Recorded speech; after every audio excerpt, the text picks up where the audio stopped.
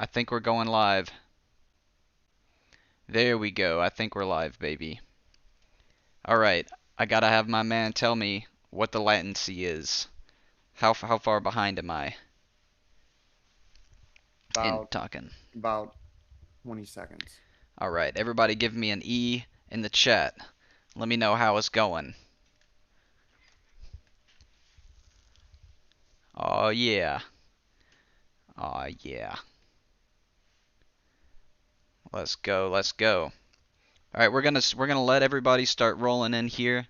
There's the E's, baby. Alright, we're gonna let everybody start rolling in, and I'm gonna start reviewing a little bit of animation that's kinda hot on YouTube right now, and then to we're gonna shoot right over to doing some portfolio reviews and some top secret announcements. Oh, look at all those E's. Hot dog. How are my volumes, Costa? How they doing? They're good on my side. You want to Alright, chat? dope. I might have to end up turning some people down, but oh yeah. Here we go, baby. Alright, I'm gonna let everybody roll in. We'll give it 2 minutes. 2 minutes. Let's take a look at what we got. Well, Saddest Sadist has been doing some hot stuff that I really like. Uh, if you haven't seen that stuff, go check it out. But yeah, this was a really dope animation. I'm always surprised at how much Sadist can do with just a small amount of details, and not really having to like do a bunch of color and stuff like that, and just how much we can get away with clarity. So that's something I'm definitely taking forward into my next projects and my next animation stuff. By the way, this is what I want to be kind of doing in the future, is more project-based stuff like this.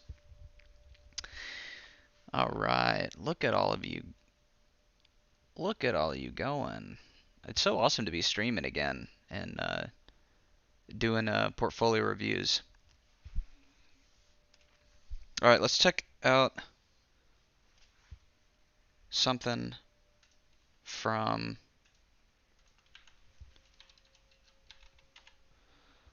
um, Sophie Lee, good friend of mine, worked on an amazing short with, I think, Gobelin is how you pronounce it. Uh-oh. Gobelin, the French animation school and studio. She worked on some amazing stuff, and I wanted to check that out really quick and give that a shout out because the animation in this is hot. It's hashtag pretty hot. So I can't play any audio, but let's scroll through this and just check it out. It's beautiful. It's so beautiful and very, very simple in the animation and very clear. Some amazing stuff. So cool. So, way back in the day, I'm gonna let the view count get up to like 700 or so, and then we're gonna start going into some portfolio reviews, some secret announcements. Back in the day, when I first started classes, I started taking a class at CDA in Pasadena. I was just a young sprout, and it was back in my early days, and I was only looking at three people on the internet as when it comes to animation and stuff like that. I was looking at some concept artists, and there's only one other person that was in VizDev that I was honestly looking at, and it was Sophie Lee. Sophie Lee's stuff just always caught my eye. How cinematic it was. Let's go through her stuff really quick.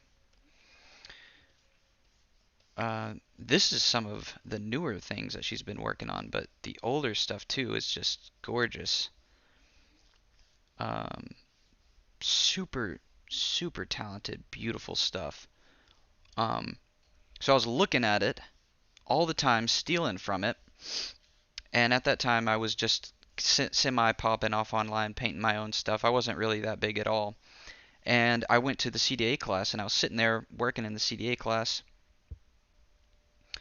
and I had my laptop open. No, no, yeah, okay. So I was sitting there, the teacher was at the front, and there were some students in front of me, and one of them had a laptop open and was scrolling through like this. scrolling through references and stuff, and one of the references that came up was my work, and it was one of my early pieces. And after class, I walked up and I was like, "Hey, you look at you study Ethan Becker?" And she was like, "Yeah, I do study Ethan Becker. He's all right, you know. He's okay, kinda." And then I was like, "Oh, dope. What's your Instagram?" And then I looked at her Instagram and it was freaking Sophie Lee. And I was like, "Oh, you're Sophie Lee. You're the person that I stole from to make my art, and you're stealing from me to make your art." And she's like, "Oh my God, you're Ethan." And I was like, "Oh, you're Sophie." And then we both freaked out on each other, and and it was a beautiful moment. You know, we both cried together, and then we tabled together at CTN like a few years later, and it was a beautiful thing. All right. Oh yeah, here we go, baby. Costa, how are we doing? Is everything running smooth? It all looks good on my end. Dope. Make sure to share your screen here. Make sure to share my screen. Oh, is it not sharing? No. Oh, you mean on No, Discord? and yeah. Oh lordy. Okay, I'll share my screen. Let's go, baby. We're about to hop into some portfolio reviews, and we're about to get litty titty up in here. Ah, share screen 2. Go live, baby. All right. Let's flip through this one more time. Amazing stuff from Sophie and her crew and her friends that worked on this stuff. I don't know any of them personally, but their art, all of the art and the animation and everything they did is beautiful. Go check this out and learn from it. There's a lot of good stuff in here. I just wanted to check this out too. I'm not going to watch this completely through, but this looked very interesting. I really like teasers. Why do I like teasers is because it's kind of like cold opens or the very first episode of something. It has to be some of the best shots, it has to be some of the best storytelling animation, things that'll catch you in a second. I love teasers if they do it well, and it's very good to study teasers that don't do it well. Uh, this shot for one, that is beautiful. Very cool stuff. One more person I'm going to check out is Charles. Does some amazing stuff over at Rad How To School, which is the school that I am also a part of. Oh, there it goes.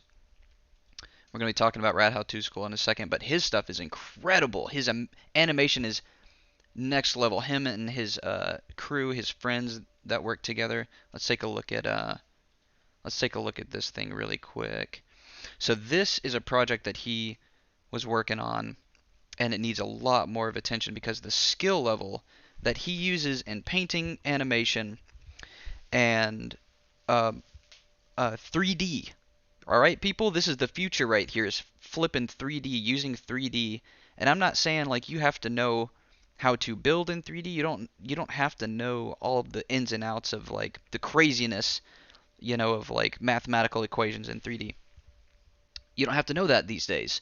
What you can do is buy packs. You can get packs for free, download Blender for free, drop this stuff in, and you can start shooting your own stuff and using very, very simple things. You don't have to know all this technical stuff. Eventually, it would be cool if you learned it, but in the beginning, if you want to tell a story very simply, very quickly, get your ideas out, look at these shots. Dang, and look, there's not too much happening in here. People are walking, the camera's going over. No, there's not a lot of animation that's happening, but it is incredible. I love again, this is like a teaser where it's like, how much do we need to show? Some amazing stuff. And what's going to catch our attention in it. I love that stuff. All right. Yeah, but in order to learn some of this stuff, he and I are both doing two different classes. They're kind of similar, but you should go check out his stuff on Rad How To because if you like that style and you kind of want to go towards more of that, definitely check him out. I love his stuff. All right, baby. Let's keep it moving. Here we flip and go. I'm getting warmed up.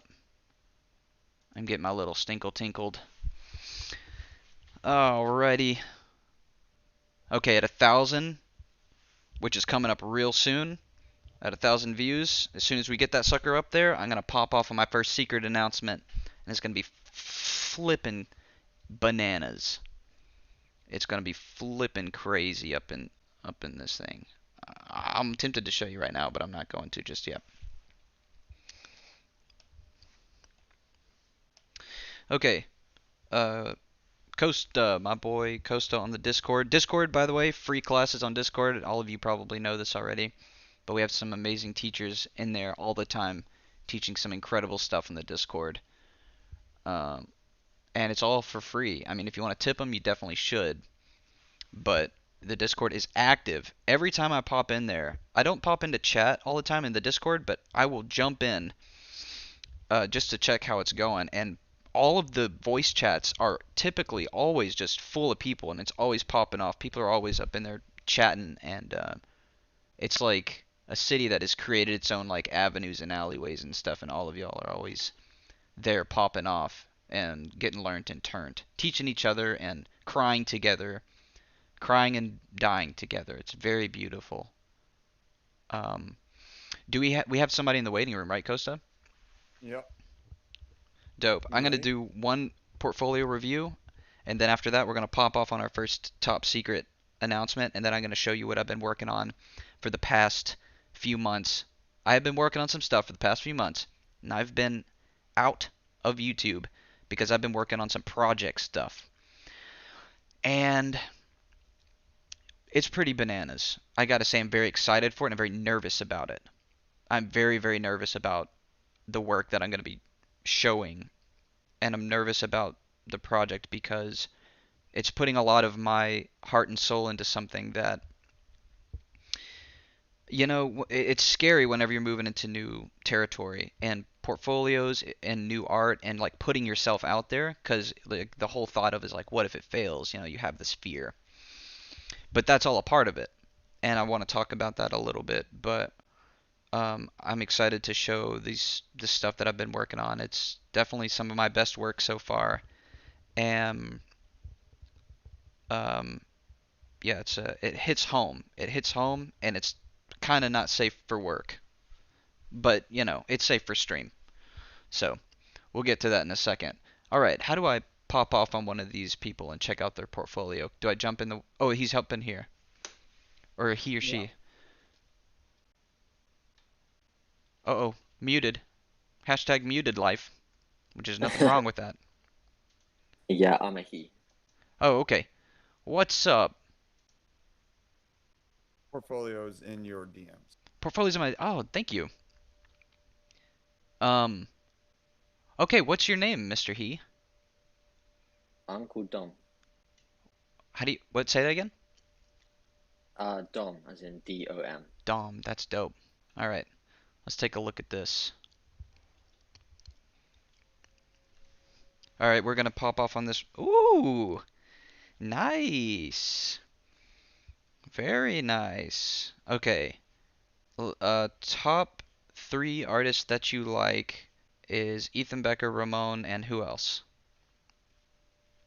Uh, that's tricky. Maybe Stalenhag?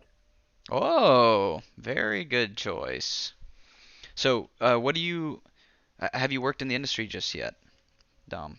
No, I Okay. haven't. What's your like what do you your ideal job, ideal studio, what are you shooting for? Like that gets you excited inside your bed at night. I want to be a storyboard artist, I think. Okay, well you're very much on your way. Um, okay, being a storyboard artist.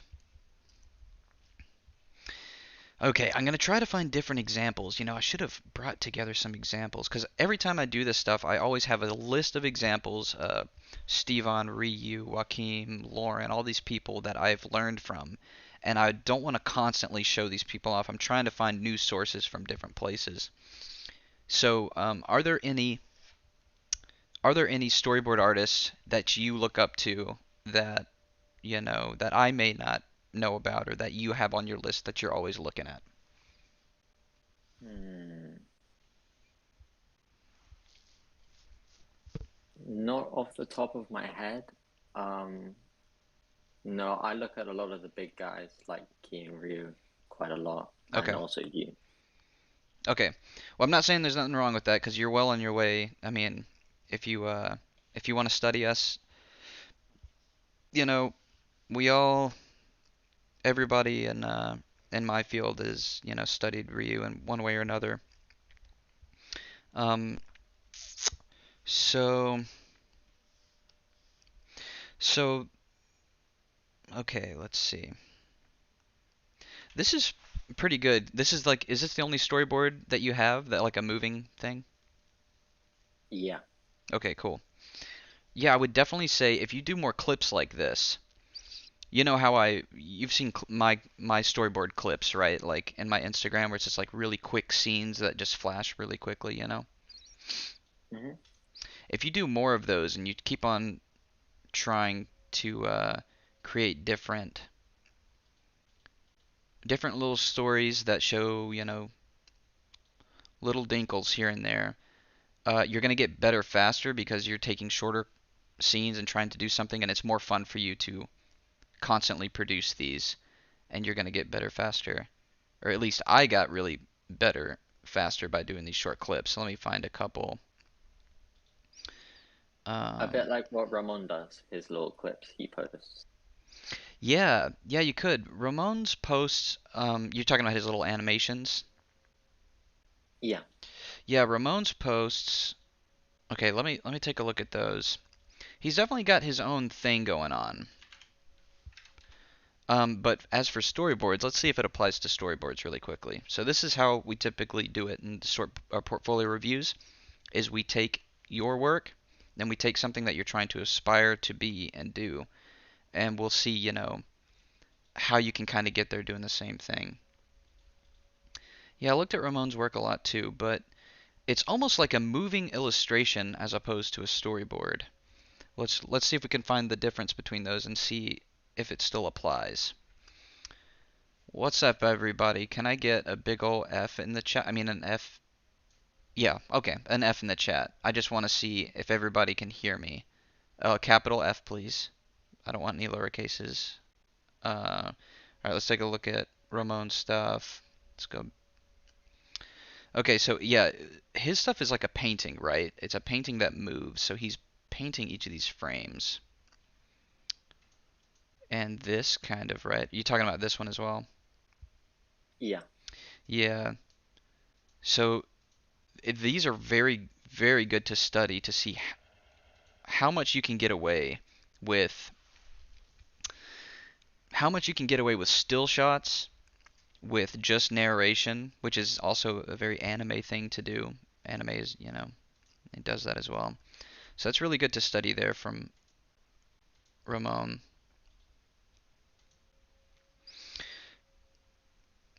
Yeah, or like cycling animation. That's pretty dope.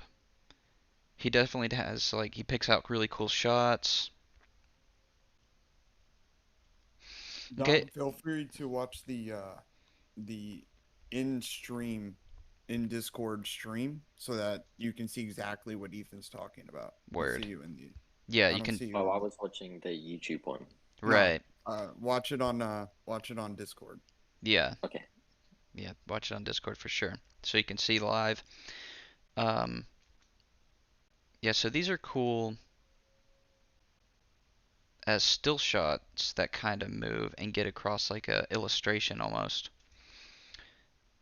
Um. But if you were to have these in a story, I mean, if you had this quality in a storyboard portfolio, I think you wouldn't have any problem getting hired as a storyboard artist. But the difference between that and mine, you know, are moving. It's a cinematic, it's a scene, it's a thing that kind of follows a narration from shot to shot that kind of moves. Um, his do as well, but it doesn't show that you know how to kind of like cinematically set up a shot. Well, for one, the composition a lot is not 1920 by 1080. This is like a cinema composition here, as opposed to his or square. Composition is still composition, but somebody's going to be looking at your portfolio and they're going to see um, this piece that you did, you know, this is a bit more cinematic.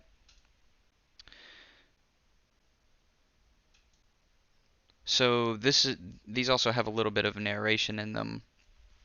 Again, Ramon's do as well, but yeah, these are like little snippets. So you can definitely do a mix of whatever. But the way that it cuts too. So like the way that he reached in right here, when he reaches in to grab her throat, it cuts on the action into the next shot of him actually reaching in and picking her up. That is a cutting on action. That is a storyboard cinematic type of cut. We don't really see those in Ramon's stuff, which is more, you know, changing shots, um, which is dope because that's a different type of animation style too. We see that a lot in like Japanese animation styles as well. So they're just different type of cinematic styles. This one, you know, is a very Jason Bourne type of camera where we're really close to the action.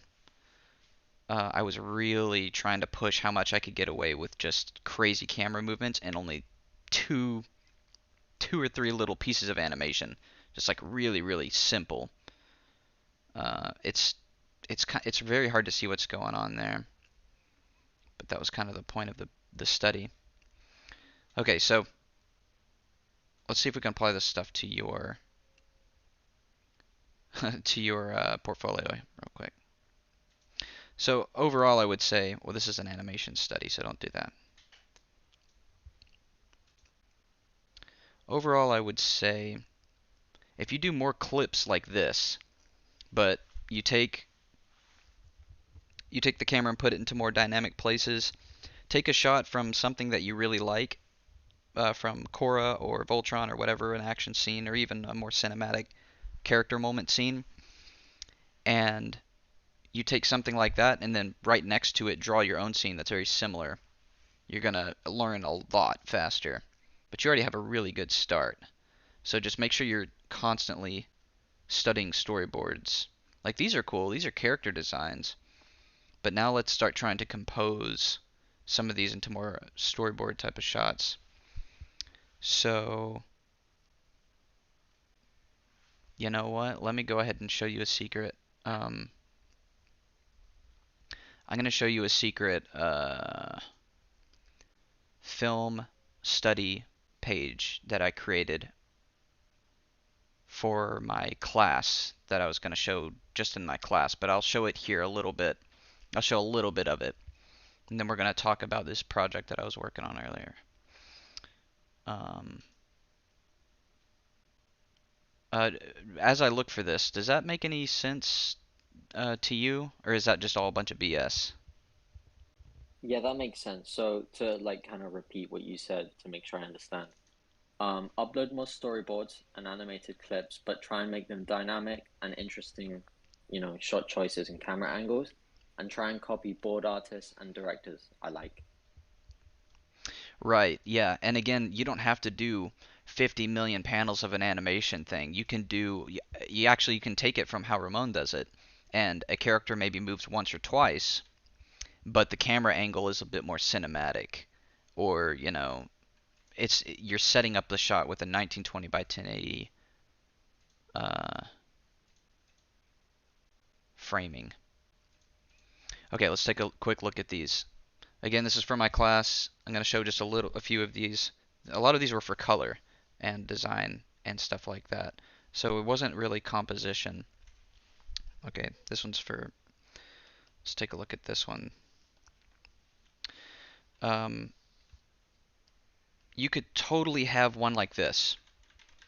So if you had this drawing, okay, well, for one, this is not 1920 by 1080 aspect ratio. This is like ultra wide. 1920 by 1080 might be right about in there. As opposed to Ramon, he's going to keep it for Instagram, so it's going to be square aspect ratio, something like that. But let's keep it a little bit more simple, cinematic, 1920. Oh, buddy. By 1080. So you could totally have this shot right here. Oh, you know what? I'm going to show one more person. See, this is what happens in the stream, Costa. This is why the streams take so long, is because I'm trying to explain something to somebody, and I think, there's just one other thing that I can show you that's actually really, really good to look at. And that's why it ends up going so long, because I want to show you just one more little thing, and that is an amazing artist that I've shown before, but I want to point this out.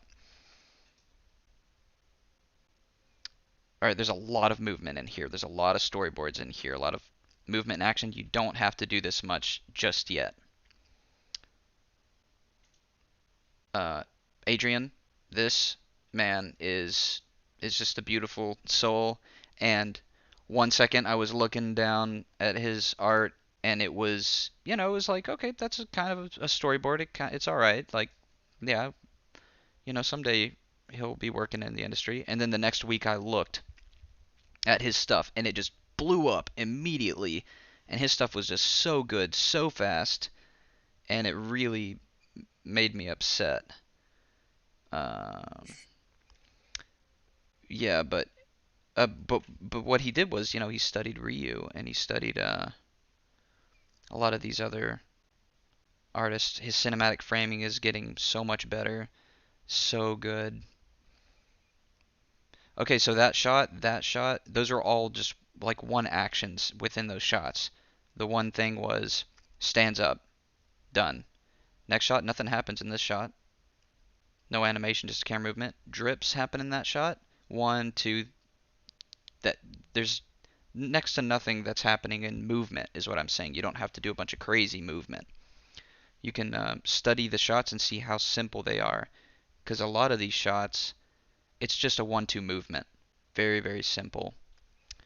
Um, and that's going to convey a lot. So let's apply that to this shot. Maybe you have this very, very, very simple setup with these characters, and you want to show not just action, because you might already have a lot of action shots. Let's do a more cinematic shots, because, okay, let's see.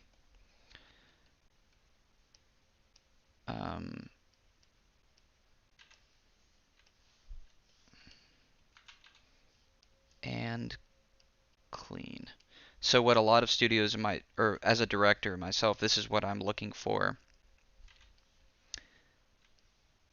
Let's do it like this. This is what I am going to be looking for, and the people that I hire. Is composition first. Can they set up a shot? Can they set up a shot like this? Because I need you to understand camera and just simple composition. And you said you study Simon Stellenhag, and you're golden there.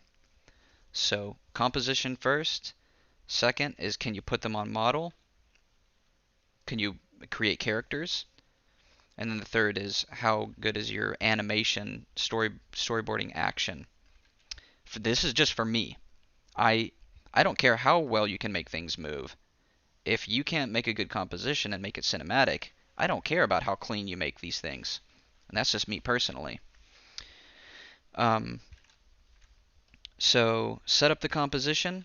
In this one shot, the camera can do a slight pan to the side like you had in your shot, and this person can be moving their hands very slightly. That's a simple, simple animation. The very next shot, bing, bang, boom, baby, you cut to this right here, and it can literally be home skillet talking, maybe one or two mouth movements, but he's got an emotion on his face that's like, oh, he's not just a normal face guy. He's got a like a concerned face. Something's going on. His shoulders are kind of hunched, and this guy's like not even sharing his umbrella. He's kind of getting dripped on, and he says blah blah blah blah blah. That's it. Cut to that shot. Cut to that shot. The simple thing is done. You probably took a day to do something like that. Now, oh yeah, somebody. Oh, it's Taniko in the chat. Taniko just said something very important. That's crazy. I looked up for a split second and saw Tonico. Tonico gave this artist right here. First, let's go to Tonico's stuff. All right, we're going to move on here in a second. I hope this is helpful. But Tonico, an amazing YouTuber, animator, who's also helping me on this project, kind of giving me some advice that this project that I've been working on, because it's very difficult to go into this stuff raw. It's very difficult to raw dog animation. And Tonico's been helping me out, trying to do that. Look at this. Isn't that incredible? That is just so cute and so beautiful. That's so freaking dope and cool. Look at him dance. And that's a cycle. That is a cycle dance that you can put anywhere. Look at him go. Anyway, Tonika's stuff is beautiful. But this other artist, Akiel, Akiel's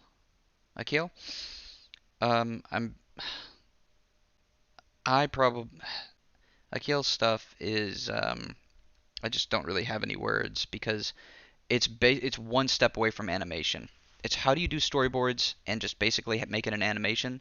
This is one step away from it. It's beautiful, beautiful cinema, and I would kill to have to be able to work with him. Amazing, amazing stuff, and very, very simple, and the shapes and stuff like very clear, not overdone. Look at the beautiful like simplicity in the eyes. You don't need any more than this. That's what's going on. The smoothness of the shake of that head.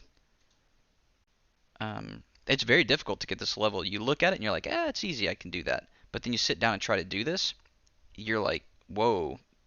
My shaking of the head is like very stiff. This was very fluid and smooth. The way that he threw the girl back, it was very smooth as well. So it's not clunky. Incredible stuff. Go check out these artists. Anyway, we got to move forward. I'm getting wrapped up in this too much. But I hope that was clear.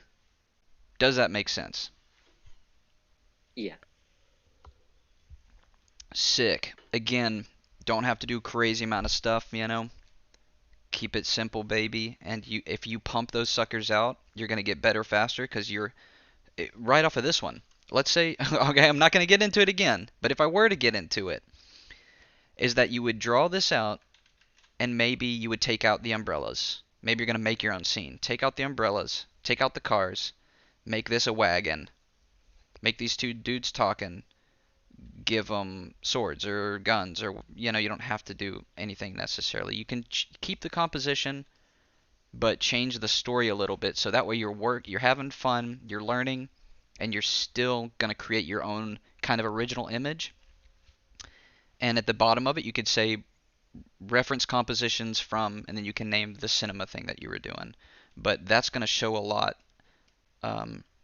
And again, here you can go in here and change the hairstyles, and you can do whatever to kind of create your own scene and to have fun and keep on learning. And you'll be able to pump those suckers out because you already got character design down. You just need to get the compositions down.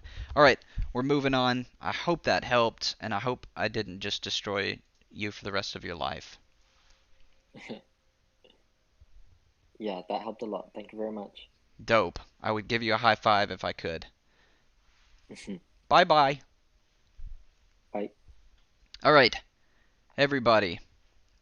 That really helped me, I think, a lot more than it helped the artist, because I didn't know a lot of that, and I just learned about it.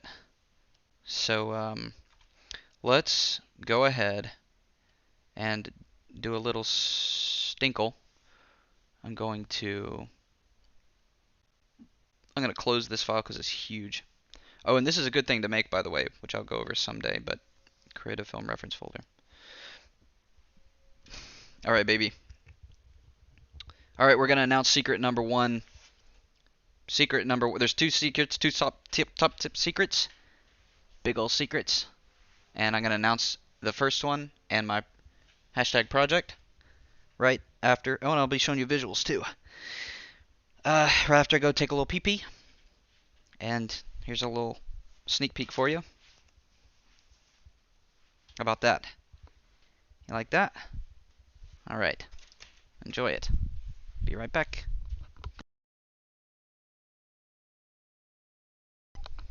Costa, was that helpful at all? Sure. What are you playing right now?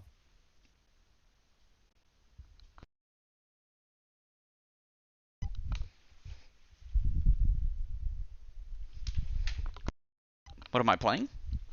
Yeah, are you gonna play something before you take a break? No, I'm gonna do a little pee-pee.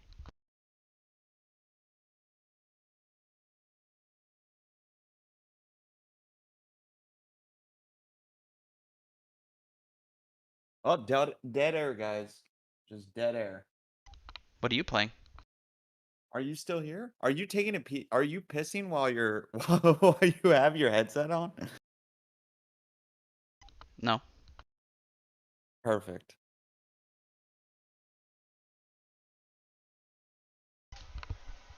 Does any of that apply to photography, Costa? Um, yes, it does. Uh, I'd say when it comes to what I was looking at from Dom, whether it's photography or storyboarding, um, what I find to be probably one of the most overlooked things is narrative. So even in photography, when you're shooting a person, the camera can do a lot of that work. So you can have something that looks really nice, but people aren't engaging with it. And the number one reason why people generally don't engage with it is because it has no narrative. And if you don't have an action, even just adding a small action into your illustration, it can add a story to it. So even like a person brushing their teeth, the manner in which they're brushing their teeth, think of it as like a still frame in a movie, can tell you a lot about that person. Are they doing so with a quirky expression of their face? Is the toothbrush hanging out of their mouth as they stare into the mirror?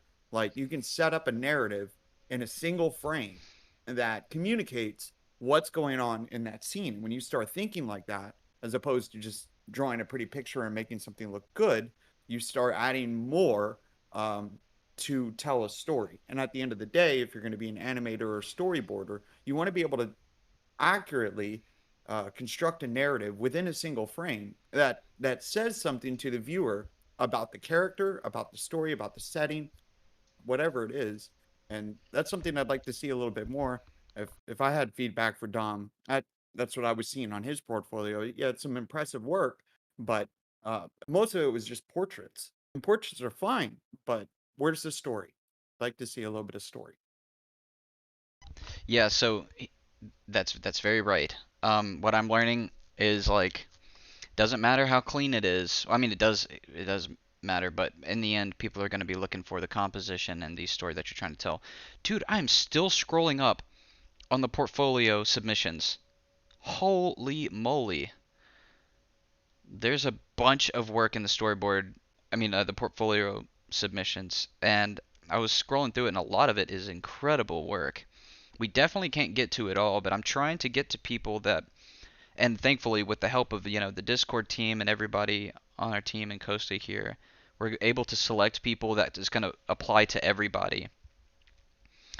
And I want to do some more challenges in the future where I get to review work again. I'm very excited to do that.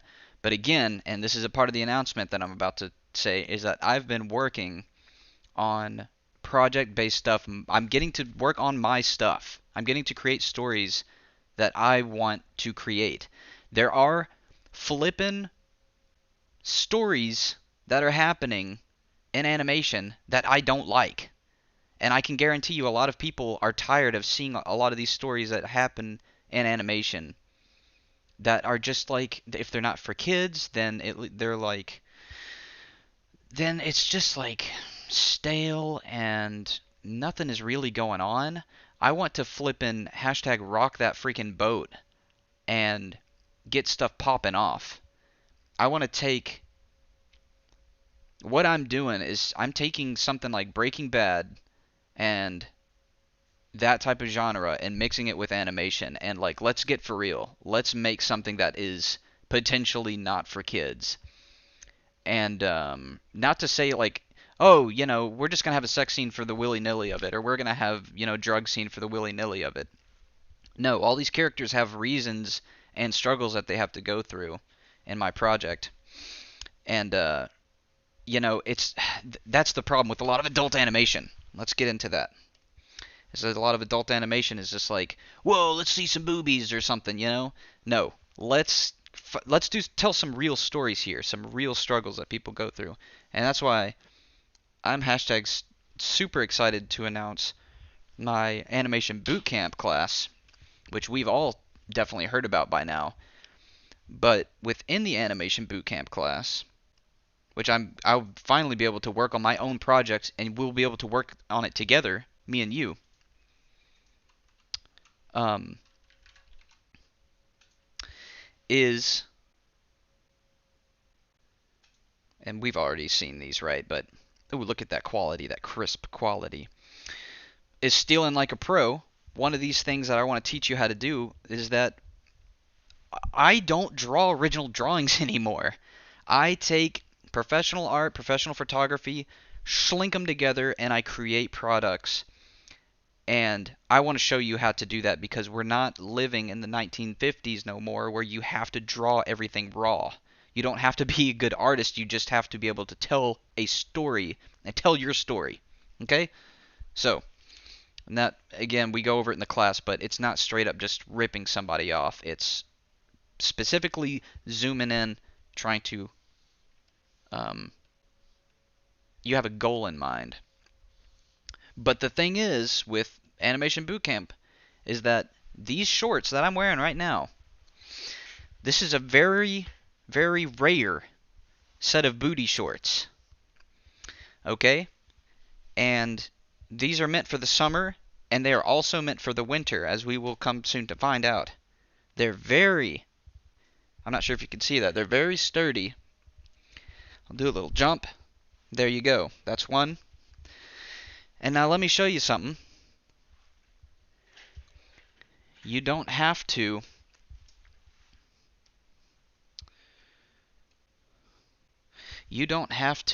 buy the class to get this. That's right, baby. I'm announcing that these booty shorts, and this is secret number one, these booty shorts are for real. Oh yeah. They're going to be on sale. And let me tell you something too. They're going to be good quality. I'm talking slappa-dappa quality.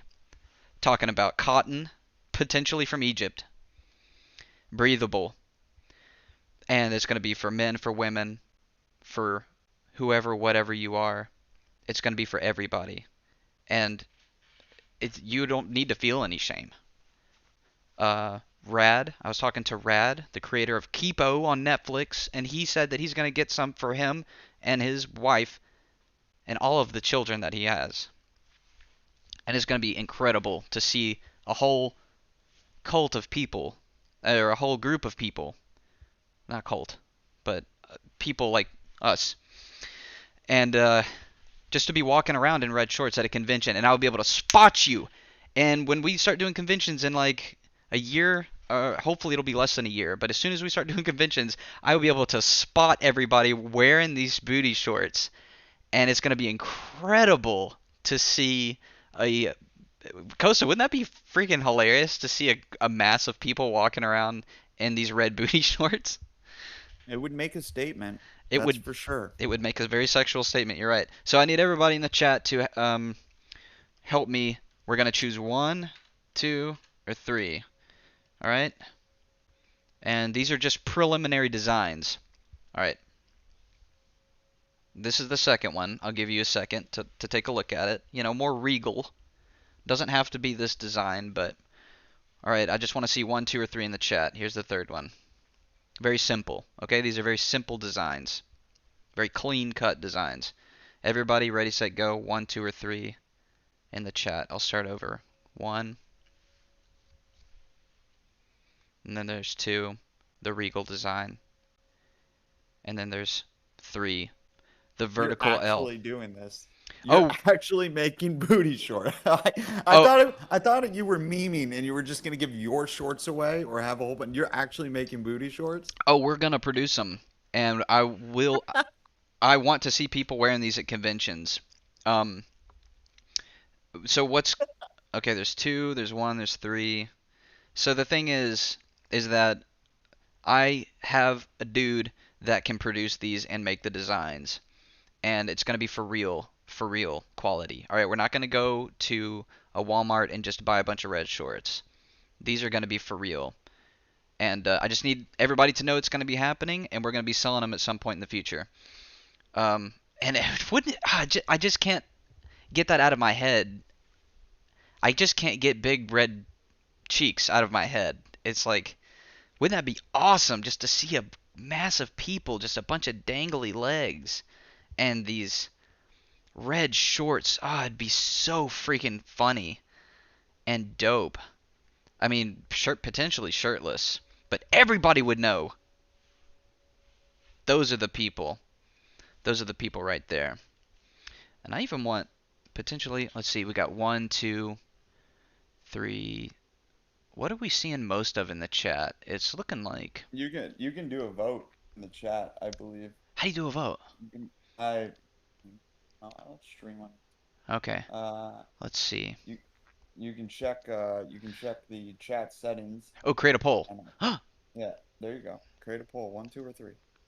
Ask a question. Add option. Oh yeah, oh yeah. Here we go, here we go. We're creating a poll. Um, Booty short design question mark. There we go. All right, let's take a look. I don't know where that popped up. Okay, booty short. Oh man, it's filling up fast. Oh, what's in the lead? One's in the lead. Three's in the lead. All right, let me scroll through again real quick. Three. This is three. Three. And this is two. Regal two. Nobody seems to like two as much. And one. The more simple on the top of the short design. We're going to move on here in a second, but yeah, baby. Dude, is it three? Yeah. One. This is one. We're on two. This is two. And this is three. All right. Yeah, looking like three is just hashtag right now. Kosa, which one do you prefer? I picked three. Dang, really? I Yeah, I like clean design. It's the cleanest one to put it on the actual Yeah. on And the I'm not saying anything against the one people, but like the one, I mean, come on, why would you even choose that? That's going to be covered up by your shirt potentially, you know? I'm not judging you, but who would even make that design? What I would really want to do is more of like, an IBM, what do you call it?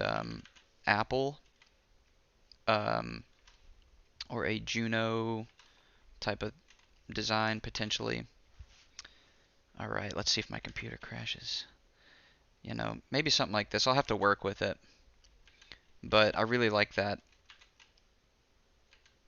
Uh, I really like this 80s feel to it. Maybe on the 70. That would be pretty dope. God, that'd be keep it so simple, cool. dude. Yeah, those three lines by itself. Three Those lines. three lines were really nice. Ooh, maybe something like this. Yeah. Keep it simple. What if I do it on? There we go. Perfect. All Yeah, right. that's even better. All right, we'll keep this in mind. But thank you everybody for participating in that, and I really hope that all of you will buy this stuff because I know I'll be wearing it, and I'm gonna look really weird if it's just me wearing it. Trust me, I legitimately wear this stuff to the grocery store. I walk out of my house with this stuff and go around town because it's so easy to put on. It's basically slipping on a pair of underwear, and they don't really get dirty. It's just a quick thing, and you have a lot of leg room. I think it's pretty funny, unironically, how much I wear my booty shorts, even Yeah, out you of wore summer. them. Yeah, you wore them all in the Keys. That was Yeah. the only thing you wore was When the I went booty to shorts. Florida, it was nothing but this because look, people, neck warm, you're warm. That's what my grandma always said. Neck warm, you keep your top half warm. Your legs don't really need much, especially if you're walking, and even if you're not walking, honestly. But anyway, You need a fanny pack though. You when you have those when you have those booty shorts, you need a fanny pack so you don't lose your wallet again. yeah, that's true. I do need a fanny pack. All right, so animation bootcamp. You don't need to get the animation bootcamp to get the booty shorts. I just wanted everybody to know that this is going to be a big part of animation bootcamp. Is it gets sensual. I will say again, 18 plus, but just keep an eye out. Um, yeah, it's I get on the floor a couple times. Anyway, all right, let's take a quick look at my other dope stuff. Let's take a look at some of these characters really quickly that I have for the Animation Bootcamp project. So what's happening in Animation Bootcamp, which you can get it at Rad How To School right now in the description. Go and get that flipping class. We already got a lot of students, and I'm going to be giving $1,000 to people who sign up to this flipping thing. I mean, to people who sign up and potentially win the we have a competition going on that you're going to be doing kind of something similar to what I'm doing. We're all going to be working on different projects, and at the end, I'm going to look at the projects. We're going to pick the top 5, go boil it down to one of the best projects, and you will win $1,000 and basically just win all your money back from class. It's going to be dope. Almost all your money, or no, more than your money. Going to be winning some money. Check it out. This is simple design. I'm constantly redesigning these things. Look at this cutie. Boom. Alright, I'm not putting any of this on my Instagram just yet. This is just for the stream. But these are some designs that I'm currently working with. And these are characters that are going to be in the project that I'm working on. Very, very, very hashtag cute. Alright, let's take a look at Homeboy. Oh, yeah. This is one of the main protagonists. I don't want to give too much away of the story because there's a lot that happens in the story. It's only a few minutes long, the short, or the scene that I'm working on. Things happen so quickly in it, um, and I don't want to give it away of what happens because it's pretty darn cool. But if you get in the class, we're going to be going over beat by beat of how to craft your own story, how to steal from other storytellers, and how to come up with your own original story based off of that stuff. Because people, nothing's new. All right, nothing is new under the sun. Let's move on to a portfolio review in a second. Yeah, this is one of my favorite characters here. You have the Angel of Darkness blocking out the sun, which is an original tattoo that I created. This is backwards. Let me flip him. The old killer shirt.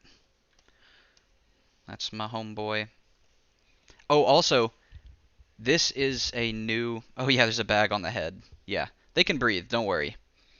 Um, there's holes in the bag, but I explain it in the class of what's going on in the story. There's a specific reason for that. They can breathe though. Don't worry.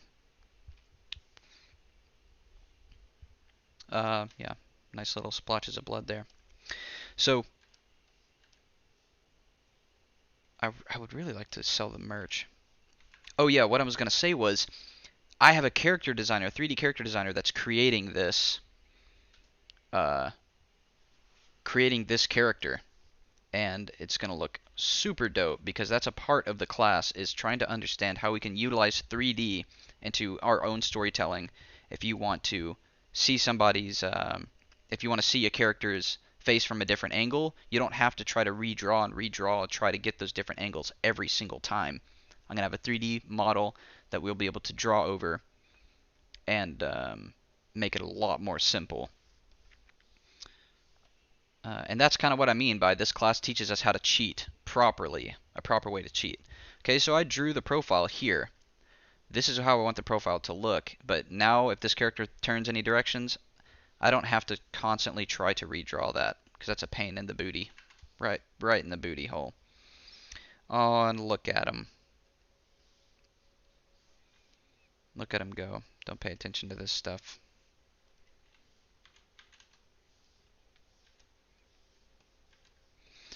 Alright, just a couple of kids. And those are not the D word ears. These are theme park mouse ears. Mouse theme ears from theme park. Hmm. Very fun. Very fun stuff. Very fun stuff that happens in this story. You're gonna love it. Look at the sprinkles on there. Very fun. Very cute. And finally, I feel like I'm getting to just kind of work with my own designs for the first time. And this boy right here. This is Home Skillet. Alright, these are our list of characters as of right now. But this is part of the process, and I talk about this in the class. We have to get the pipeline down of first you create, environment or whatever. Then you're going to create your characters, or first you create your writing, your script. Then you're going to create the character design so you can have something to draw off of when you do your storyboards. That's another important thing to do. That's all Harry Styles right there. His name's Harry Styles. I just came up with that name. And they're all very good, fun, clean, nice, cute characters that we get to kind of explore. And I'm not showing this off yet on all platforms, but I just wanted to show you. All right, let's see what you're saying. Wholesome characters right next to not too wholesome characters. Yep. Yeah. I wonder what y'all think the story is about. Costa, do you know? Can you imagine what the story is about just by looking off of this? Is it like really confusing, or It feels rough, gritty. Uh, it feels what? it probably takes place in the city. Uh, it feels gritty. The fact that she has drugs, so I can't imagine it's gonna be a heartwarming story. I would imagine it's gonna be a little bit more guttural. Uh, I'm thinking, what was that? What was that thing that was your brothers were watching? Uh, that one movie on Netflix. Your brothers were watching. It was an animated film. Hmm. Do you remember? I can't Yeah, remember, but it was something dark, right? yeah. That's the vibe I'm getting from this. It was those two little kids. And it was pretty violent. It was in that like it was in an urban setting, but it was a little bit run down. Yeah. Am I close to the mark? Yeah, kind of. Let's take a look at what everybody's saying. Yeah, coming of age. Yeah, coming of age type of thing. It's very interesting. All right, let's move on to some more portfolio reviews. I just wanted to show this stuff off. And oh yeah, this is the environment here. Um, so I know we've seen a lot of this in my other stuff that I was showing, but this is a very quick concept painting that I did for the environment, very Stellenhog painting like. And this is a 3D model that I'm working with the guy right now who's building it, and we're working together, and it's lit. It is hashtag lit, and it's just incredible. Everything's going extremely well and looking so darn good. We're going to be taking this and we're going to be shooting the scene inside of this place. All these rooms are made uh, for real, and we're going to be moving the camera around and taking screenshots, straight up animating inside of this building, and it's going to be so flippin' cool. I'm so excited because it's like I'm scared, like, even if it falls flat, it's just so exciting of a process to go through. and it's just kind of like the style that I like. I'm not trying to go sci-fi anymore, really. I'm just trying to go more Victorian meets 80s. Um, I just want to do my own thing, and this is kind of some of it right here. Anyway, The movie was Motherfuckers. oh yeah, MFKZ. MFKZ is beautiful. Yeah, we can. I've gone over that before. We can take a look later. But anyway, this is a lot of the stuff that we're working on. It's going to be raw, gritty, and very story and character driven. And nobody, um, oh yeah, just really quickly to show off some of this concept art that I did for it, or some visual development painting. This is one shot just to kind of understand the characters in a room and putting characters on the background. And there's a rack focus forward to backward. So me trying to mess around with cameras, trying to understand, cinematically, how is this going to actually look at the very end? And this is all a part of pre-production. I'm trying to teach everybody here how to, visually create your project. It doesn't have to look super pro. Visually create your project before you start doing all the work, all the animation. Um, yeah. And here's some of the script. I can't show it, that's why it's blurred out, but take a look at that script. These are notes over it. This is me kind of taking story beats and trying to understand what's happening, rearranging stuff, rewrites, writes, rewrites, yada yada. We'll get to Secret 2 in a minute. Let's just do some more portfolio reviews. I know that's why we're here, but I'm just so excited to show everybody. I don't know, Costa, does it look exciting at all? I'm actually far more impressed than when you were talking about it earlier. I really, really like your character design so far. I like the set. I have a I think you mixing Victorian with an 80s feel is I've never seen anything like that before, so you're going to be able to kind of staple your style almost immediately. So, I'm impressed. Dope. I originally wanted to do um, fantasy in the 80s, but this is kind of like a nice mix between fantasy genre mix in the 80s. But anyway, let's go ahead and move on. Let's take somebody in the. Oh, thank you, Jack, for a $2. Wow, have I been missing flipping donations? Man, I hope I Yeah, haven't been you missing. have. God dang it. Can I see any of the other donations? Wow. There hasn't been many. There was one way earlier. It was 20 in some denomination. I think you should be able to see your super chats specifically. There should be a list of super chats. Okay. Yeah, I'm gonna take a few seconds to try to find that very quickly. Cause I gotta be honest, like no, it never. I don't know why, but it's always like such a nice surprise to see money come in like that. It's so cool. It means a lot. Like the money's cool, obviously, but it actually means a lot to me. Viewer activity, yeah, that's all I see right now. Thank you, Jack, and to whoever had um, donated before. Thank you so much. That always takes a little skinkle in my tinkle and makes me feel really good. Okay. All right, let's take the next person in. Let's just do a bunch of freaking reviews, baby. Sure. Oh, Andy Uh, Bo show. Hey, I know Andy Bo. Do I know Let Andy me give you Bo? this guy. Delinquents hype. Yeah, baby. Thank you. Delinquents.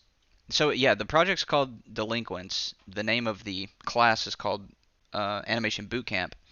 But Delinquents has taken a big turn. I used to make it more um, cyberpunk, and I really don't like cyberpunk. So let's go more 80s and Victorian, and that's my jam. That's what I like. I love it. And I'll probably talk more about that in the class. You Thank have your you, next. Timeless and David, saying they love the designs and they love the videos. I thank you so much. By the way, I'm gonna. Okay. Oh wait, you ready? Yeah. Your Dope. next guy or girl is in here. Hey, what's up? Who are you and how are you? Hi, I'm Joseph. Uh, I I'm a senior at DePaul from Chicago studying animation. Really big fan of your stuff, Ethan. Been following you for years now. Really like the stuff you just showed is absolutely amazing. Thank you. I have a big question for you. So, if you watch Hmm. my videos, if you watch my content, I'm much more aggressive and, you know, a different vibe. And then I get on stream Hmm. and I'm a little bit more to the point and talking about animation and very passionate in a kinder way. Does that mess with your perception of me at all? Oh, I get on here expecting you to roast me, Okay. So, but what if I it's don't? Are fine. you upset if I don't be mean? Oh no, I'm fine. Okay. 100% fine. Well, I apologize for not being mean in advance. So let's check out the stuff. It's you sent it to me, right? Thank you. Dope. Oh baby.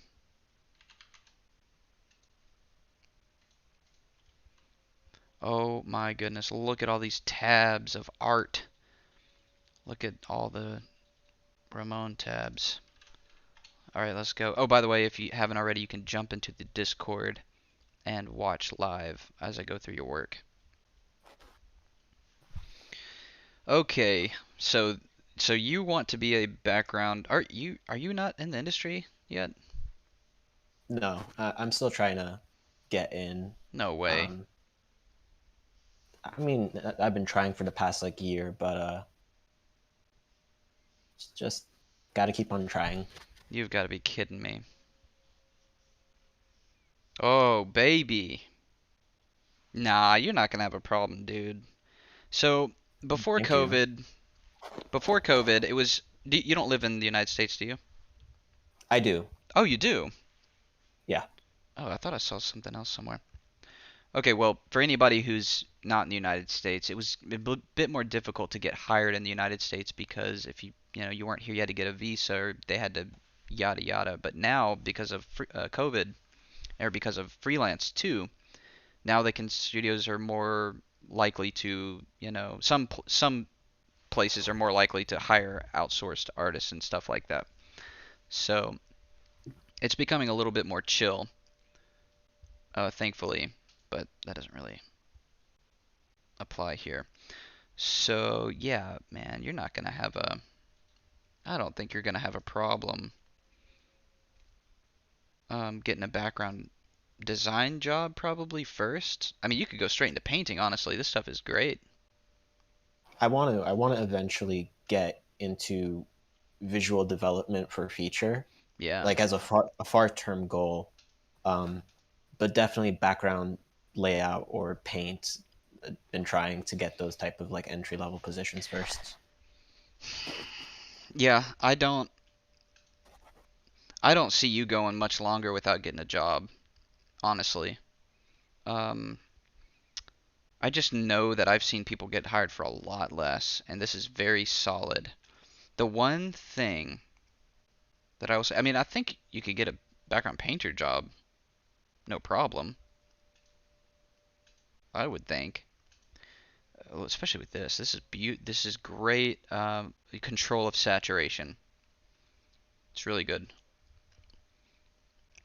The one thing that I would have in your portfolio, and let's see if you have it. Let's go through real quick. That's cool. So you like um, Steven Universe, Gravity Falls, um, Amphibia, Owl House, like those type of shows. yeah, I really like the background style from them. yeah, Owl House for sure. Okay, kind of like this. I'm thinking of a three-quarter down. That's mainly the thing that you're missing. Do you ever remember listen to me talk about my first portfolio experience in my background design video? Yeah, yeah. Okay, Um, where you said like use Google Earth to get like the perspective shots and just kind of steal from that. exactly. Yeah, so Okay. you don't have to do that, but the one thing is like we're looking at all these and these are all fairly flat shots using the exact same horizon line. So, I mean, you change it up a bit every now and then, but it is if you just had one shot, literally just one shot showing that you knew how to do perspective, in which, I'm assuming you do. This is great. I love this shot right here. Let's take a look at that.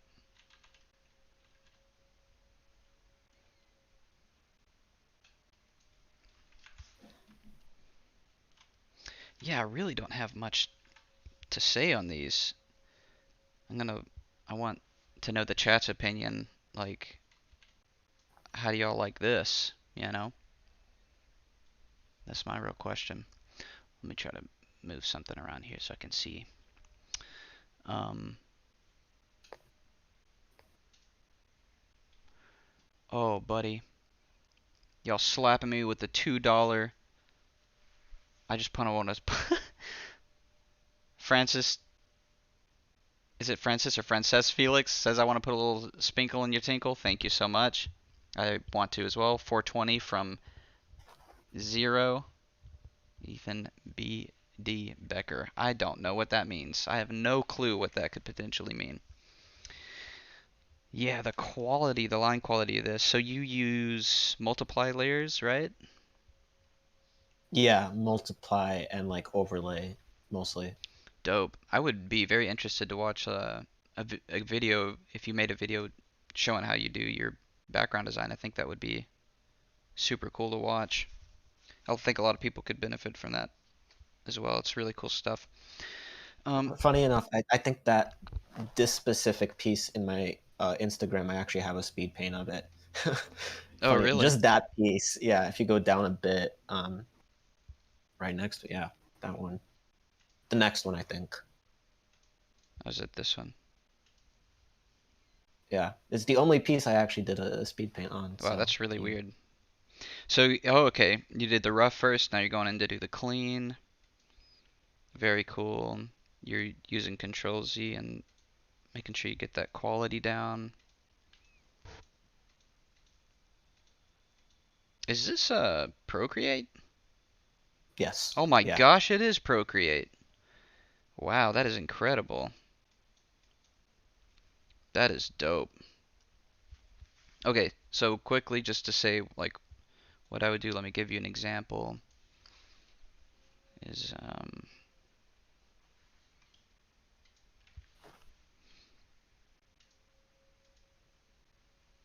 me see if I can go through my saved ones. Do you have an artist that you really like? Um, there's one. I don't know if I can pronounce his name right, but Jacob Stryline, who I think is the art director on Owl House, for backgrounds. Really, I just love his painting style and color choice. Oh, is he I just think uh, I think he has his portfolio somewhere. oh baby.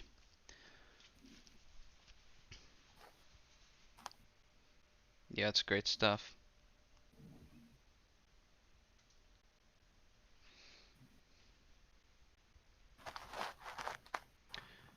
That is super cool.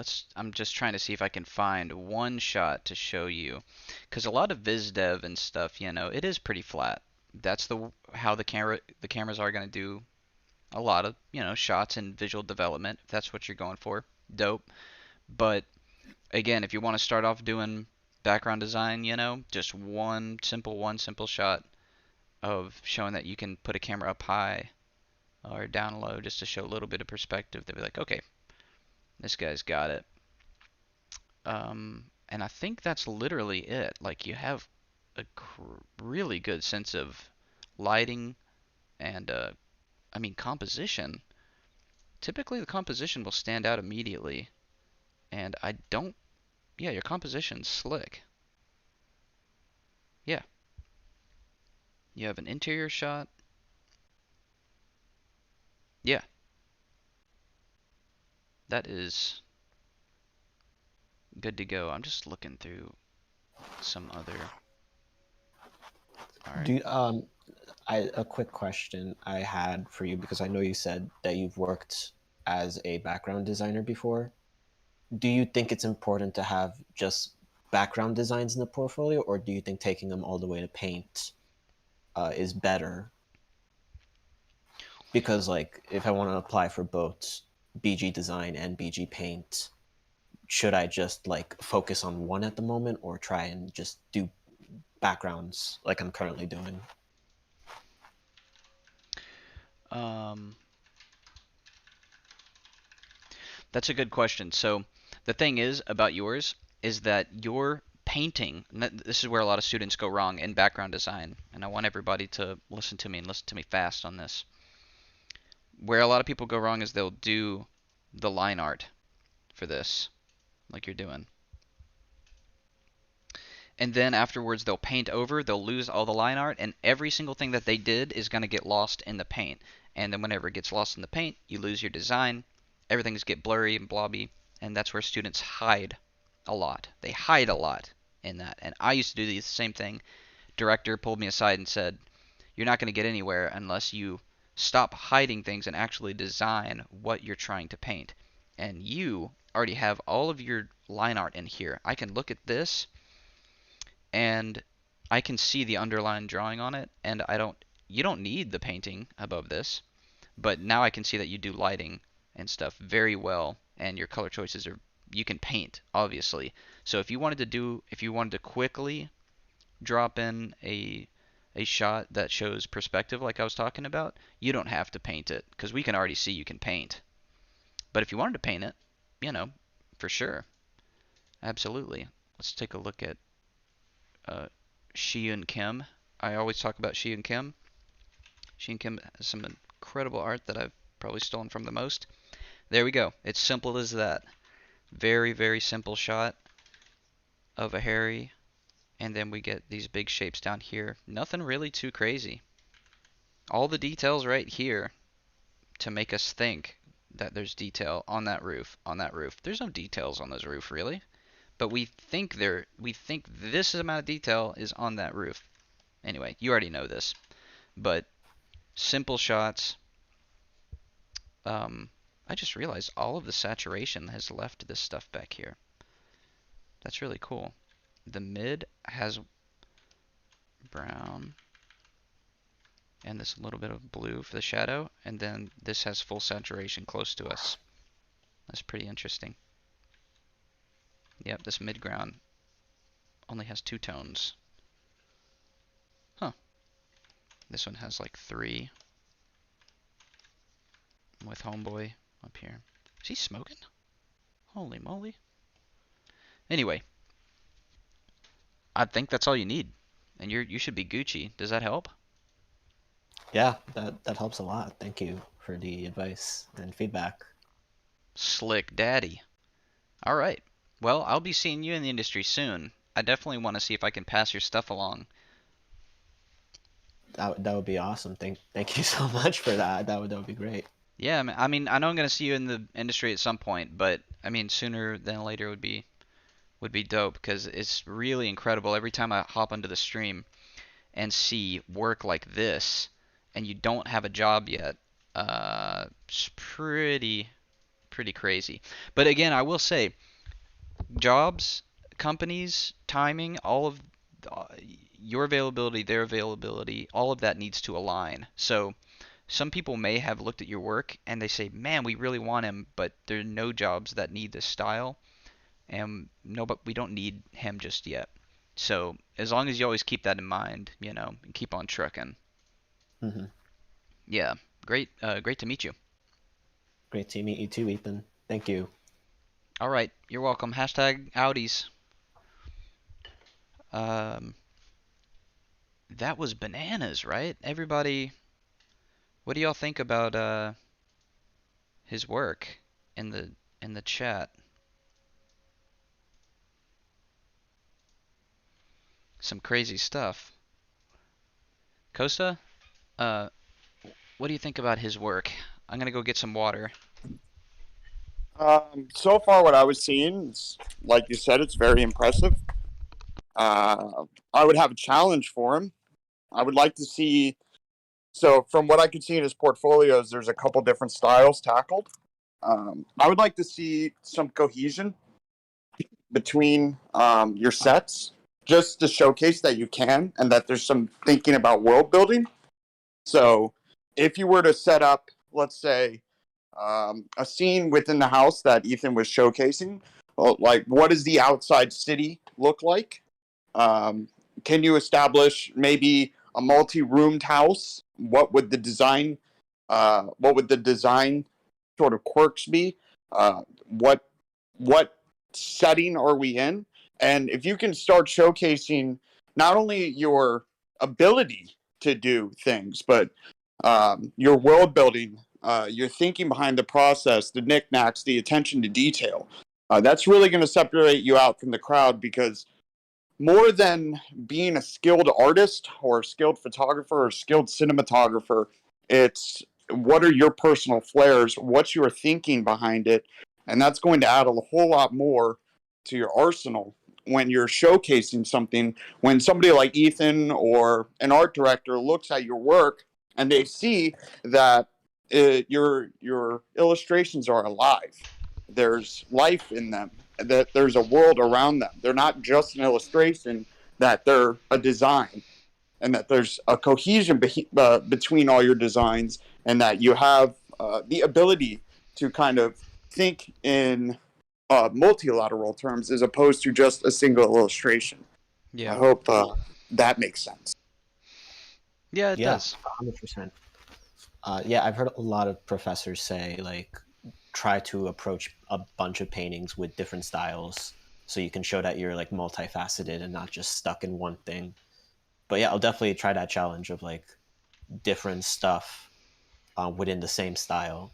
So, I'm yeah. just trying to add to the arsenal of the thinking behind it. I'm like Mhm. definitely take your professor's notes over mine, but at the same time, uh, what I you tend to see in artists is you definitely want to show you have a lot of tools in your arsenal, but also the thinking behind it. As a designer, can you create something that's cohesive? And how in depth can your thinking go?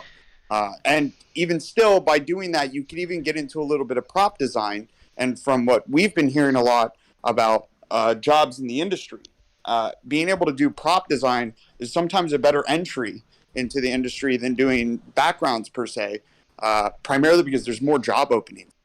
So Mhm. you can always be a background illustrator and be really good at that while also creating props for your own background, and that's one more skill that gets you in that door. Yeah. Yeah, so take his advice and you take your professor's advice over his advice, and you take my advice over your professor's advice and everybody else's advice ever.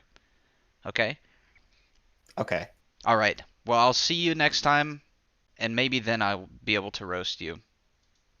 awesome. All right. Hashtag goodbye. Bye. All right.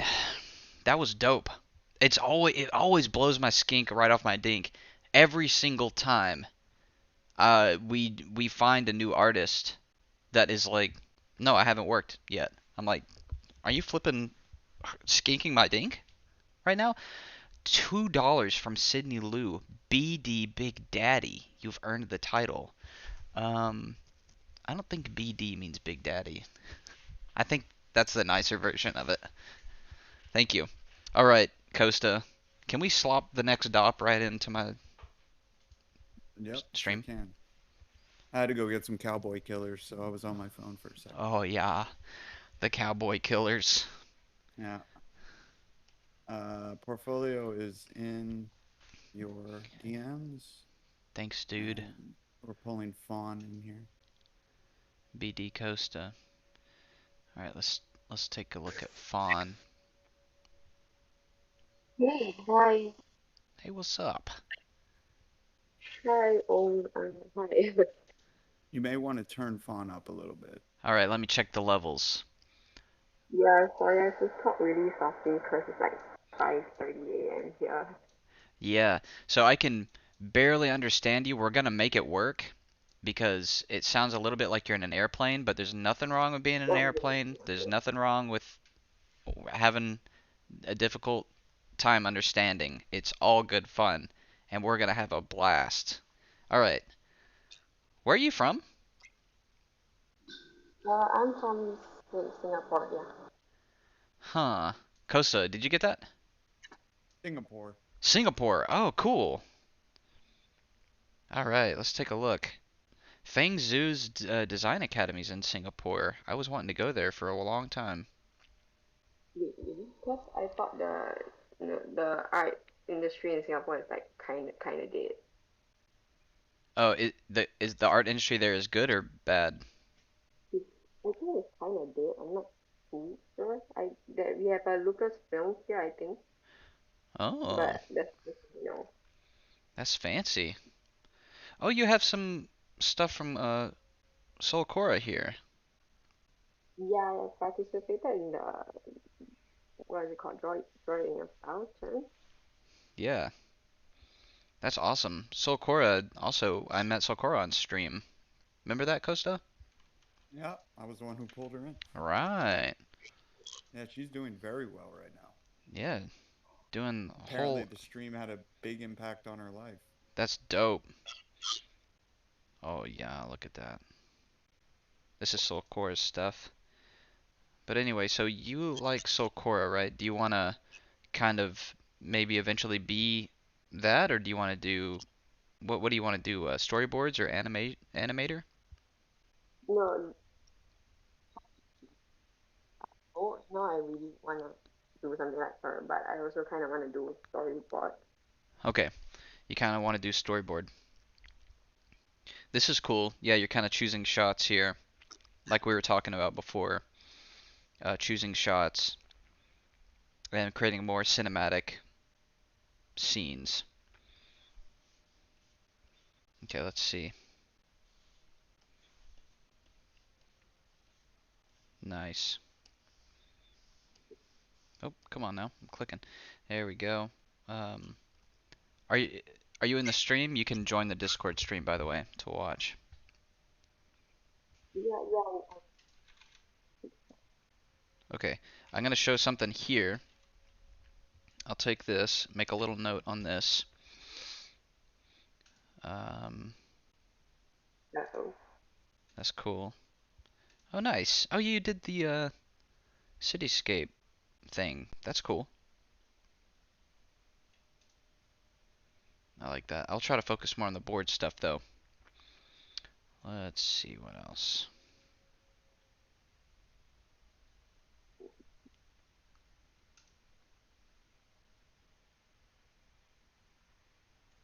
Nice. What did you do this on? I'm trying to find the program that you did this.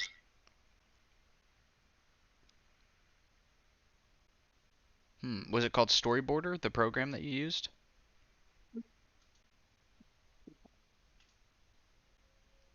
Uh-oh, you're cutting out. Alright, so I'll go over, just because the signal's kind of bad, I'll go over what I can see, and then we'll move on. So for this, if you want to work on storyboards, what you can do is, and there's a lot of other artists that I go over typically that can kind of help you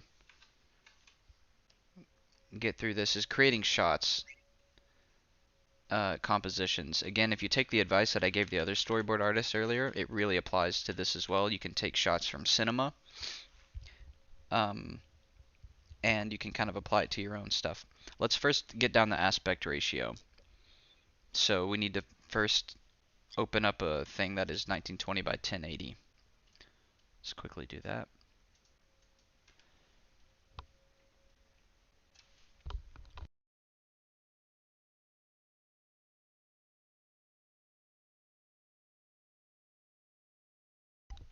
You can see it right there. The width, 1920 pixels by 1080. Resolution 72 or 300, whichever. So this is our framing here. This is cinematic framing. And yours might be ultra wide. It could be ultra wide. I'm not really quite sure what that measurement is, but let's try to stick with this one.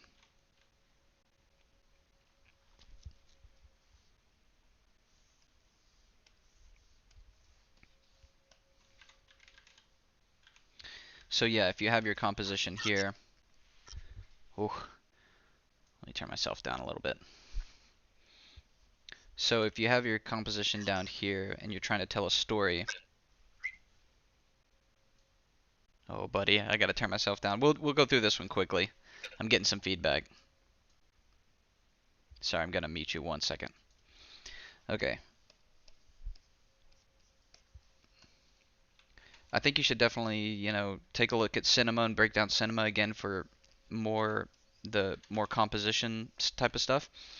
For this, if you're gonna do these type of things, the thing that I do is anytime I'm doing a scene, I'm saying what other scene have I seen that it looks exactly like this, and I can kind of get this, take the composition from that.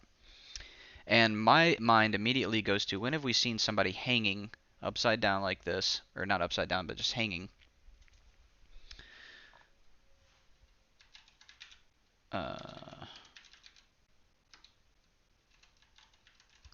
And that scene is definitely this scene right here from Korra.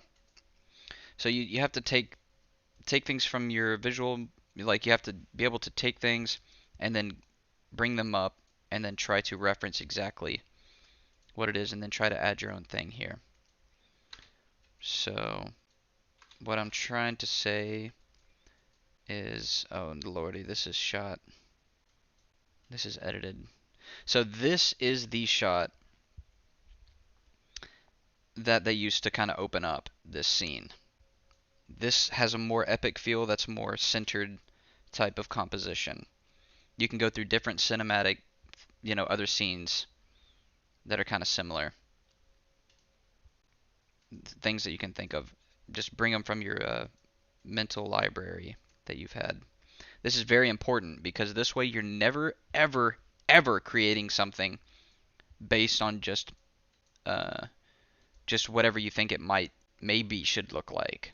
This way you can grab something straight out of a film or a composition from something that already exists, and you can kind of create your own composition based off of it. So let me see if I can show that, how that might look.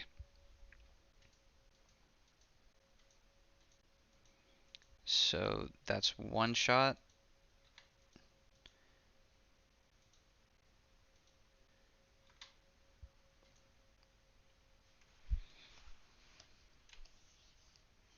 So you could straight up take this type of composition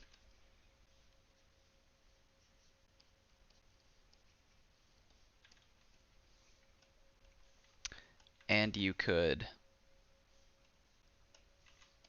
maybe move these characters a little bit if you wanted to. And everything is a little bit different already because you have a different head placement, yada yada.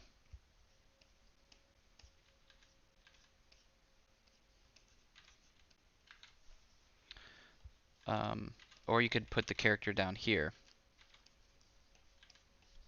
Now you can still do what you're doing here. This may have been, you may have taken something like this from cinema as well. But just in case you haven't, we should definitely always reference something that already kind of exists. Because what happens whenever I look at most storyboard profiles that aren't quite there, I say to myself, I have never seen this shot anywhere else. And if I can say that I've never really seen this shot anywhere else, then that means typically the foundation of the shot isn't quite working. That's not to say you shouldn't create new shots and new interesting shots. It's just there's a foundation that they need to kind of work on. Anyway, I'm gonna move on from that. Did that make any sense at all? Is that helpful? Yeah, that makes a lot of sense. Yeah, I referenced a reel for the guy in front, but I didn't use any reference for the guy at the back. And now that I think I improved a bit. I can tell that the perspective was a bit off. Got you. Yeah, that's what is so cool about just like moving on and constantly making new art is that you'll always be able to look back and say like, oh, I know what I'm gonna do different this time, you know? Yeah. Okay, so cool. Thank you, and I hope that helped, and I'll see you later. All right, thank you so much. All right, bye-bye. Bye. Oh, that's pretty slappadappa. The mic fixed at the end there. That's Yeah, a it sure shame. did. Dang it. Oh, shoot.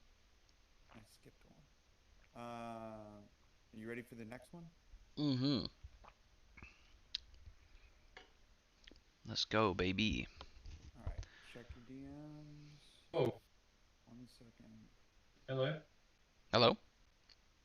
Hey. Hey, what's up? What's your name, and how did you come to be?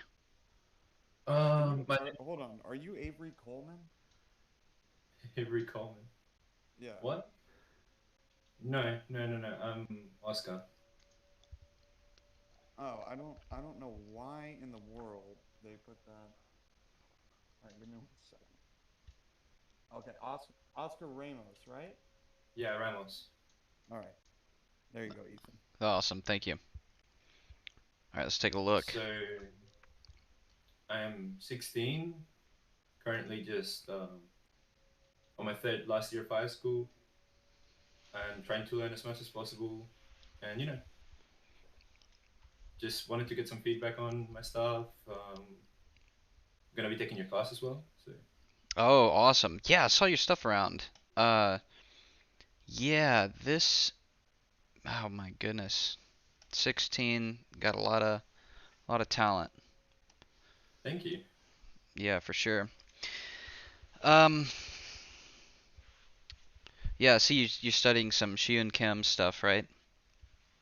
Yeah, I study Shiyun Kim, Jin Kim. Ramon Nunez is a really big influence. Gopgap, like GG Gopgap, that's also a really cool guy I follow. This is awesome.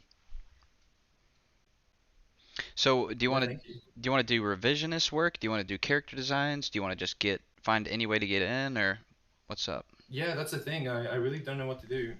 I've never storyboarded, but I like the way it looks, and I think it would be fun to do. I guess revisionist or a character design job would be perfect. Would like be a dream job, but Yeah. right now I just don't know.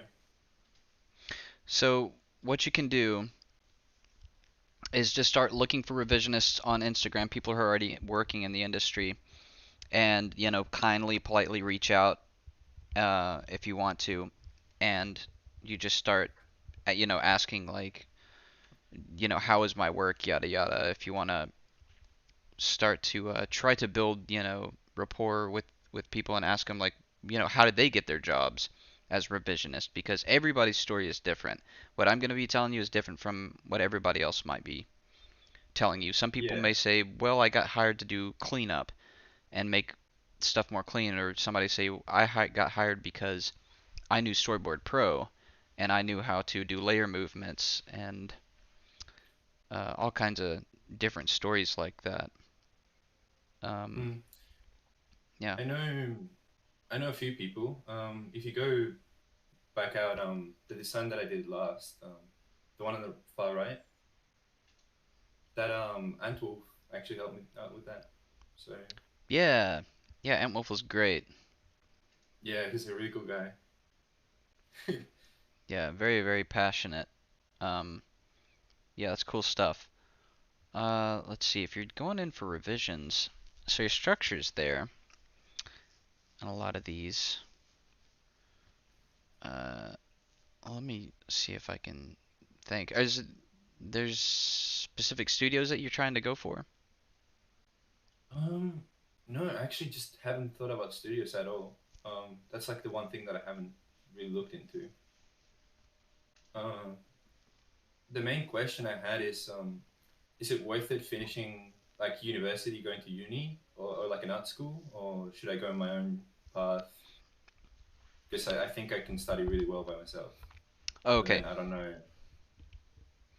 Yeah. So that's the thing. Everybody's a little bit different, and if you kind of understand yourself and how you work, that's a really good thing to know is do you need school? Do you need a professor? Do you need somebody to constantly push you to be better?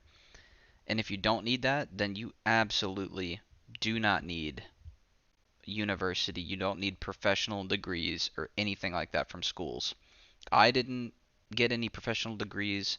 The people that I met in the industry who did get professional degrees and stuff like that, they um, they they regretted it and they had a lot of debt and it was just pointless pretty much. So Oh yeah.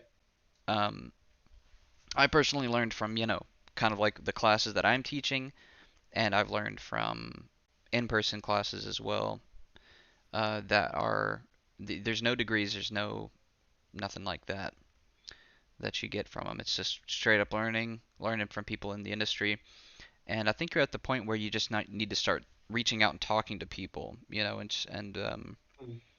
obviously not hunting them down and like trying to get information from them, but just ask them their personal experiences and how they got in, and just trying to build a little bit of a rapport with people.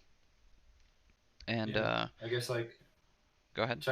check an email in or like send like a message or something. Yeah, yeah, you could. And if they don't respond, no big deal. You can move on. But it's all about trying to get different perspectives, from people. Um, well, let's see, for revisions, uh, you, the stuff that I was talking about before is trying to take it less in the character area as opposed to the cinematic. So, which is kind of what you're doing here. You're building like a scene with something that you can kind of show. If you had more of these, that would definitely be cool. Um, Yeah, I want to do more of those. yeah, Um, for but it's sure. like these are more for like fun, and right now I all I want to do is like design a few characters and then just blast all of the cinematic shots. Like, um, but I want to get the basics down. And I want it to be my own thing, you know? Right. Well, I think your characters are pretty darn slapping right now, good enough to be put into a revisionist position, I believe. Now at this point, they're probably going to start asking, like this character and this character. I think these two and this character, these are pretty darn solid. That show that you can do fairly clean characters. So if you have these three in a portfolio, and then you have some shots like this, that's going to show that you can set up a shot and that you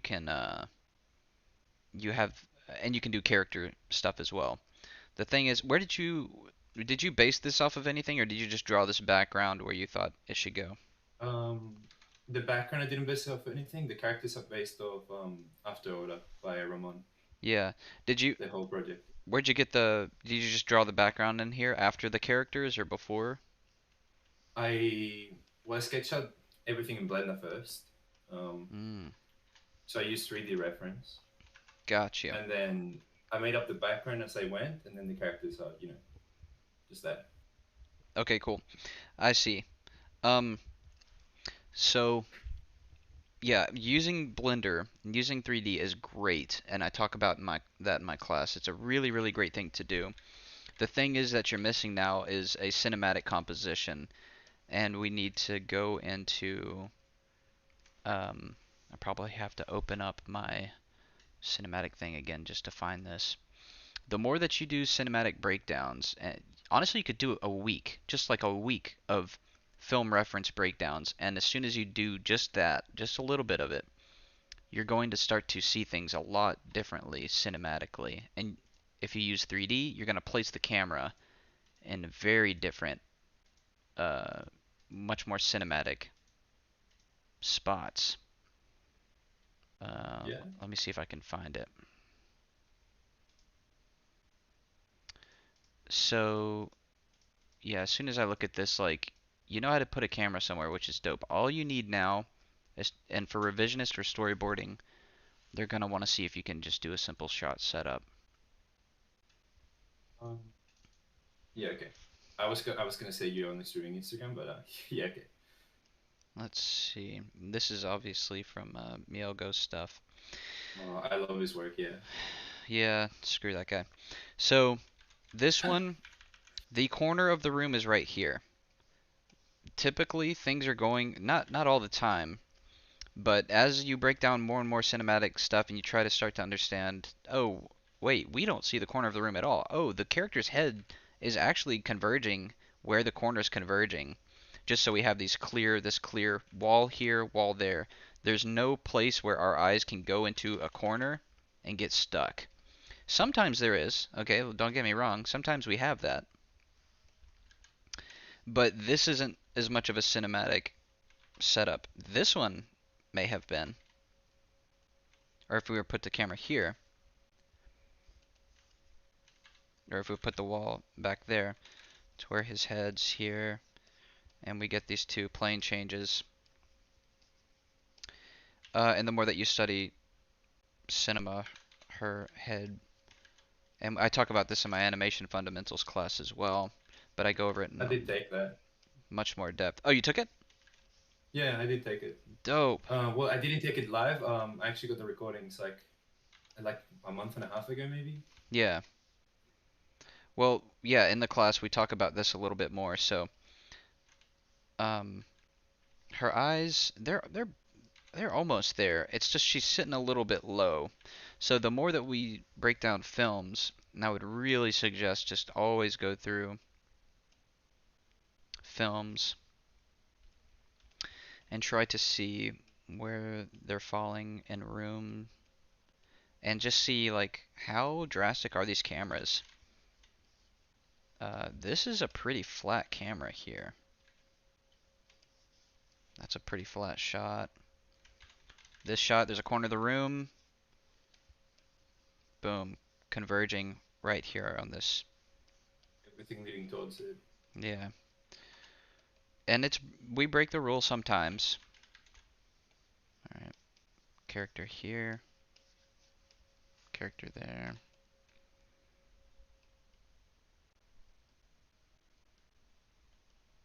I love this show, the cinema and cinematography, and it is incredible.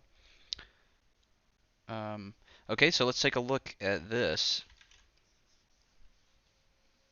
Now it's our job to kind of understand why are we not getting lost in this corner?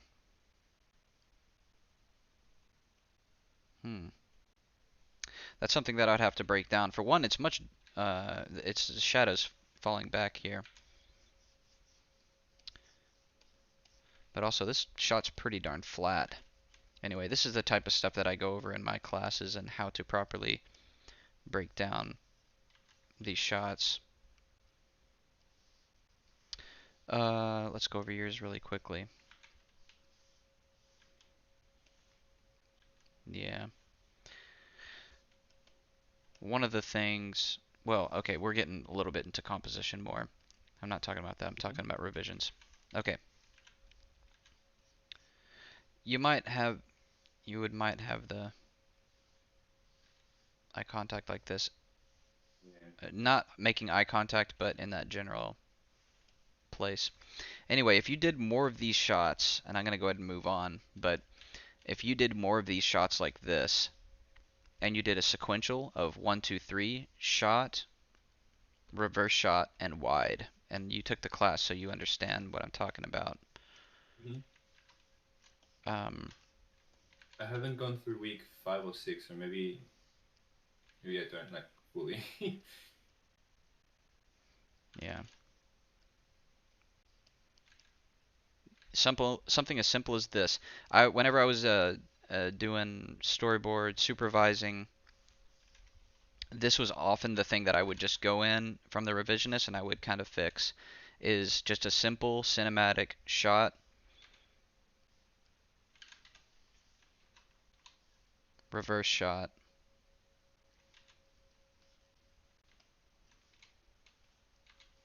and a wide shot, you know, dinner table, whatever. If you have those simple little 1, 2, 3 right there, that coupled with your character designs, that should be plenty of that should be plenty to show that you're good enough for, you know, revisions and you understand cinema. I think the very first step is go through and break down a bunch of really cool shots that you like from your favorite shows. And that's going to keep you #lit and excited about it. I hope that's helpful. Yeah. No, that is really really helpful. Yeah. Dope. All right, well, I'll catch you on the flip flop, and I will see you in my class. I'm so excited. Yes, I'm so excited to work with the people in your class and to be taught by you live, which is yeah. Heck yeah. I'll see you there. Thank you again. Alrighty. Peace out. Dope. I hope that made some sense. Alright, we're going to do we're going to take a quick slink and stink, and I'm going to show you the final secret. Secret number 2. And it's going to be lit. Alright, here we go. Secret number 2. Secret number 1, you got the booty shorts, baby. And we're all going to be meeting together, converging at conventions, and we're all going to be wearing the exact same booty shorts. And you chose design number 3 in the live poll. And it's probably going to look something like this. We're not all going to look exactly like these guys. I'm sorry to say that they don't just turn you like that. But anyway, secret number 2, big top secret. Alright, y'all ready? Drum roll. Drum roll. Secret number 2, baby, is... You remember this sucker that I was showing you? Oh, yeah. That 3D model? Bam, baby. That 3D model comes with the class. It is a $3,000 plus, probably end up going to be $4,000 that I'm spending on creating this model. It's free. You don't get that. I want to be hosting competitions too, where we use this model. It's going to be so slick. I want to be doing competitions where we can use the camera and do what I'm talking about, where you shoot your own thing, shoot your own ideas inside this model, and I'm going to give it to you, and it's in Blender. And guess what? You download it. It takes 2 seconds, and you plop it in Blender. You don't have to download no fancy BS. It's already in there, and it's free. Blender's free. This is free. It's all flipping free, and it's easy as 1, 2, 3. And it's super dope. And let's go through this model really quickly. Just really fast. Is there hype in the chat for this? Isn't that bananas? Oh yeah. I'm very, very excited for it. Oh, in the class we go through like building it and all the problems that we face building it, and also how you can kind of build your own models. You can go through and get a bunch of free assets, and I'm going to be showing you how to get free assets that you can pop in like that. You can say, I want a spaceship shot, and I want to make my animatic idea on this, and you just plop it in, literally in seconds, and you can make your whole freaking animated project look like it's basically already animated. The point is this is the first time in history where you can visually get your ideas across in an epic way. You can start popping off, and people can say like, you know, the art isn't the best in this, but the story and the ideas that are coming through, that's what's important, and you're creating an environment with this 3D. That is sick. Yeah. Okay. Yeah. Yeah, y'all are flipping. Y'all are flipping out. Here we go. Again, we got all this dope stuff that I was doing inside this house. You'll be able to get to see that. These are some notes that I was going over. I just want to show you some of the process of visual development. Visual development isn't always beautiful paintings and yada yada. I'll be talking a little bit how we go through visual development in a very realistic sense, which is sometimes, let's take a look.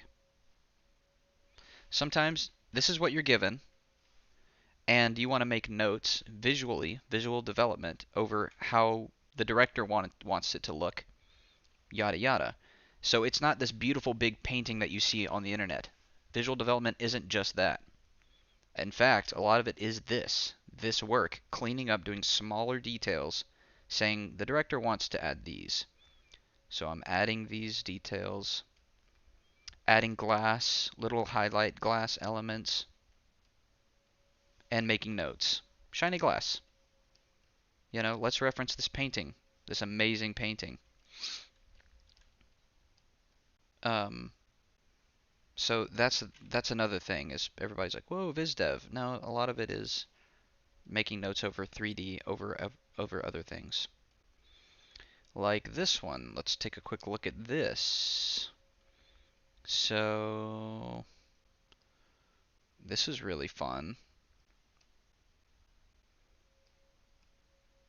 I'm actually giving a lot away here, but here's the room that it originally looked like, and then I started adding stuff. So yeah, this is what it originally looked like. Then I cleaned up the board windows, cleaned up some of the stuff in here in 3D, and then Photoshop painted these windows on. And then I said, I want these windows coming in and facing this way, and let's make them like church windows because we need variation. You can't just go straight from 3D to making something look like it belongs in animation without understanding design principles and breathing room. If everything is busy, your focus goes nowhere, everywhere. You need places to breathe, places where there's details, yada yada. Yeah, so I added statues and carpet and stuff just to kind of get an idea of what we're going for. Anyway, this is deep VizDev, very boring VizDev, if you will. This is a side shot of this house just to show the different floor levels and how we want the lighting to happen in this room. Because you're going to have to understand where you are visually in the scene on floor to floor. Where the heck am I? Am I on the top floor? Am I on the bottom floor? Well, am I going to do that by putting, how am I going to do that? You're going to have to color the floors different slightly. You're going to have to add different lighting on different floors so you understand where you are. Very difficult to do. It's like you think, oh, we'll just shoot the thing. But no, you got to know. And again, this is a crash course for me too. I am contacting friends and trying to understand how they do it. And crash course. It's a crash course for all of us, baby. And we're all learning together in our animation bootcamp. Let's take a quick look at this Slopadapa. This is the house. That was how the house looked. And this is 3D. Blender 3D kit bash kind of thing. And what did I start doing? I started adding blocking of color. So we need to start creating a design, a big, medium, and small, if you will. The roof, this color can be the big. Oh, I kind of did it right here. Oh, look at that. This is kind of like the big. This could be a medium, and this could be a small within color blocking. The house design looks a little bit different now, but anyway, you got to have a sense of these design elements. And I kind of block it out here. I'm trying to be clear in my notes too. This is more of supervising and directing, but and trying to be able to communicate things. And I kind of go over some of that a little bit. But yeah, this is it, baby. This is like the final product of how the lighting is going to happen and hit on it. And color changes 5, structure changes 4, yada yada. I'm just trying to be clear with my notes. Anyway, that's the house design. It's flippin' free. And if y'all didn't see it, those are the characters. And I'm not releasing these on the internet just yet. But that is the project that I'm working on for Animation Bootcamp. Let's flip and learn together down below. And it's going to be flippin' awesome. Alright, let's do a couple more portfolio reviews. Cool. Lined up. Do you like that 3D?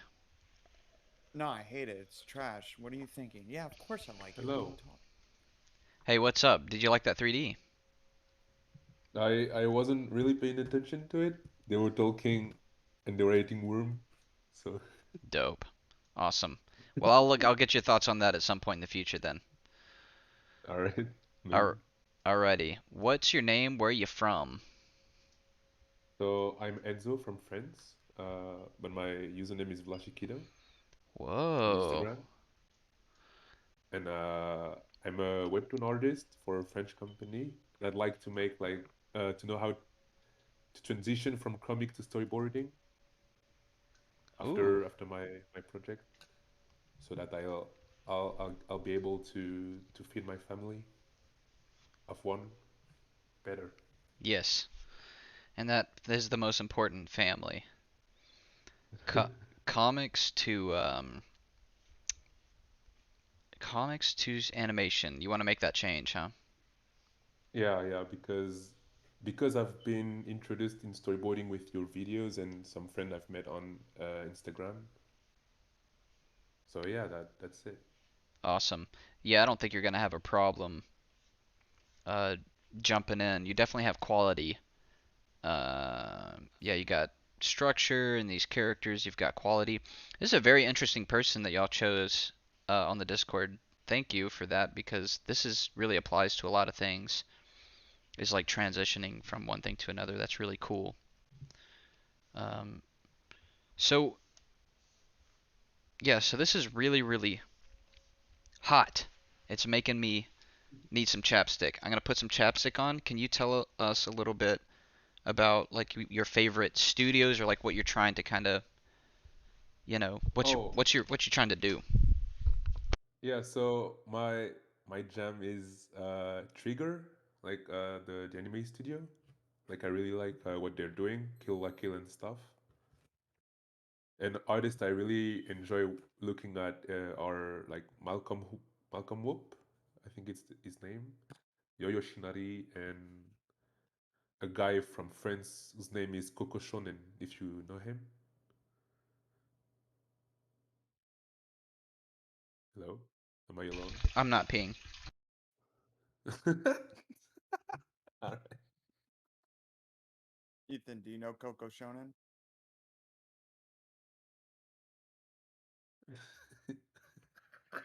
I'm done applying my chapstick. One sec.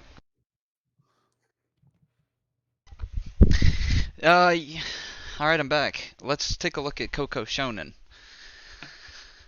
All right, how do you? Is it on Instagram? Yeah, Sio Shonen, I think. Yeah, yeah. All right, let's take a look here. His boards, I really love them. These right here. Maybe you can see more on his website.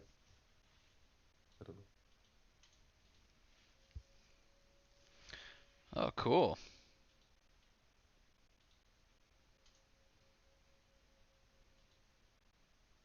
Oh, Steven Universe, Spider-Man. Oh, he did Last Man work. Yeah, Oops. like he got really a strong structure in his drawings. His storyboards are really clean. Oh, cool. Yeah, this is a very interesting style of storyboard work that I've seen like from other artists as well. Is the technique used is that none of the or a lot of the lines don't connect, which is really cool. Sometimes I use that to create structure. It helps me free myself from trying to connect every single line. Um, that's really cool. The Ethan, raise the volume on your Okay. Discord input. Okay. Uh, I don't know how to do that. Can I raise my volume on uh, my stream? Yeah, that's what I'm saying. Oh, No, I'm saying I'm being told Vlash is a little too quiet. So oh, he's I am? yeah. Wait. No, What? no, What? you're good on my side, Vlash. It's on stream side. Yeah, I'll turn you up on stream. I can be louder. Whoa. All right. Well, yeah, let's keep it right there. Okay, so this is what you're trying to do. Yeah, so you got you definitely have character and structure. I'm gonna try to not go over the same thing. Again, everything that I told the other artists, compositionally, storyboard wise, you grab straight from cinema or grab straight from these and just create your own shots or scenes.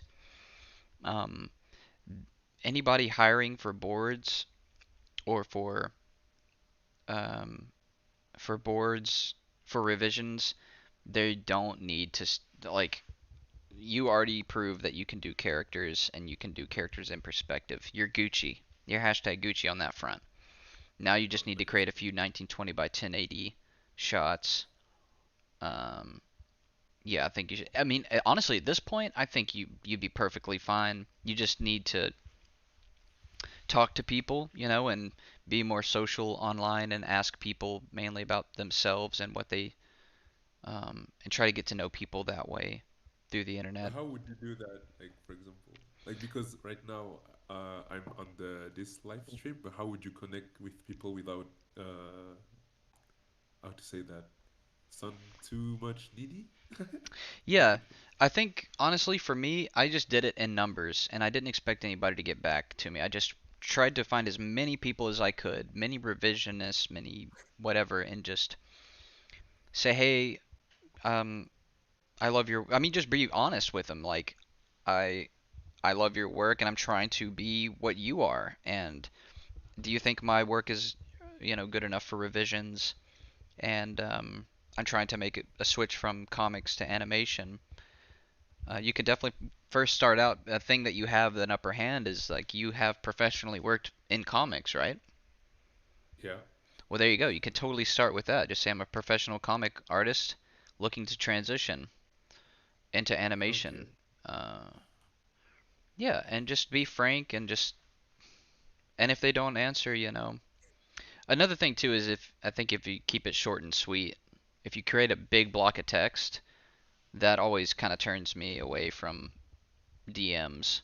But if you just go on Instagram and DM like a quick little thing, I think you Yeah, should be yeah. fine.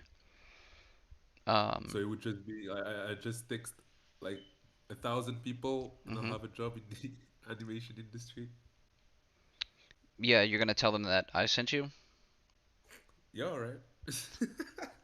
Ethan sent me. That's what I'm going to say. Yeah, maybe. But yeah, literally, if you just do that 1, 2, 3 shot, reverse shot, close up, or you could just take any of these shots that you already have in comic form and put them in more cinematic form, cinema. Mm, Yeah, these are awesome though. thanks. Yeah, that's a. I don't think you're gonna have a problem switching over to animation. I actually met a dude that he was a French comic artist, and I got him a job working with me on my last project, and he was trying to make that switch as well. But the thing is that it's very different, and it might not be as creative as you want at first, especially revisionist jobs. If you're trying to just break in, it might take a bit for you to kind of eventually get to another position. But creatively, like you're not going to be able to probably be doing what you want to do for a while, because revisionist is like doing small, small, stupid little tidbits. In reality, it's like, can you fix this person's eye? Or can you make their hand grab the phone and then put the phone down? It's like really simple stuff that requires, in the end, it actually doesn't require that much good drawing skills sometimes. Yeah. But as long as you know that it's just temporary, um, yeah, the creative stuff comes later after you've gotten, y- you're comfortable with like the people that you're working with, and they may move you up or something. If you tell them like I want to be a storyboard director or whatever. All right. So to summarize, I'll grab like shots from my comic, put it on my Instagram, socialize, and that's it. That's what you're saying. Yeah, socialize, and if you want to create more cinematic shots, 1920 by 1080, just Yeah. to show those like if you create something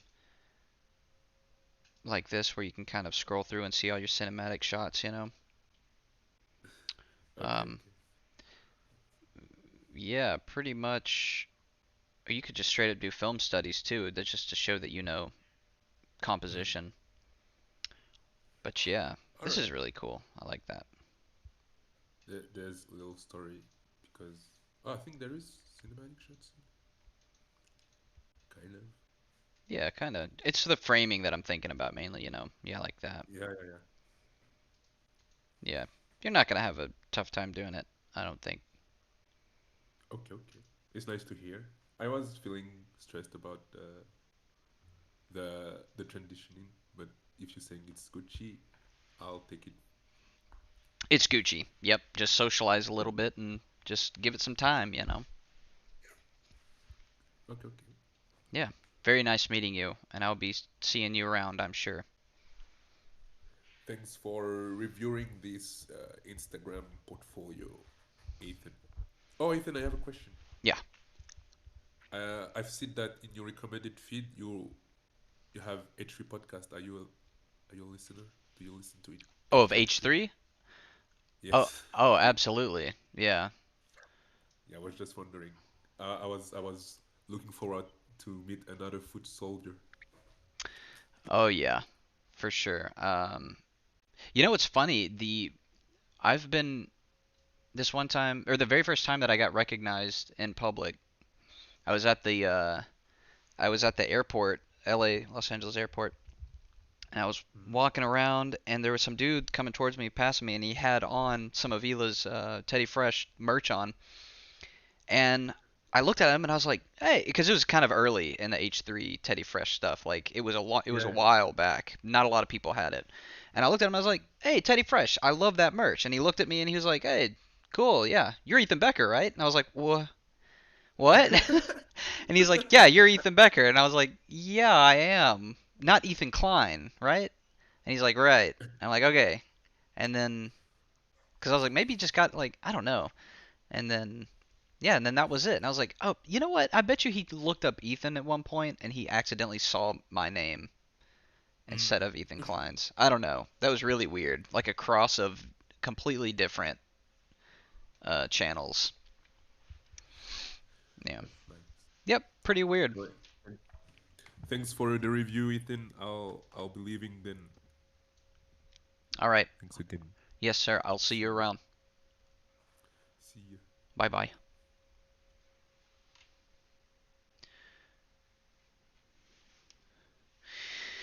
Oh, Emma Chan in the chat says this stuff makes me feel like I have still a long way to go before getting to half of these artist skills.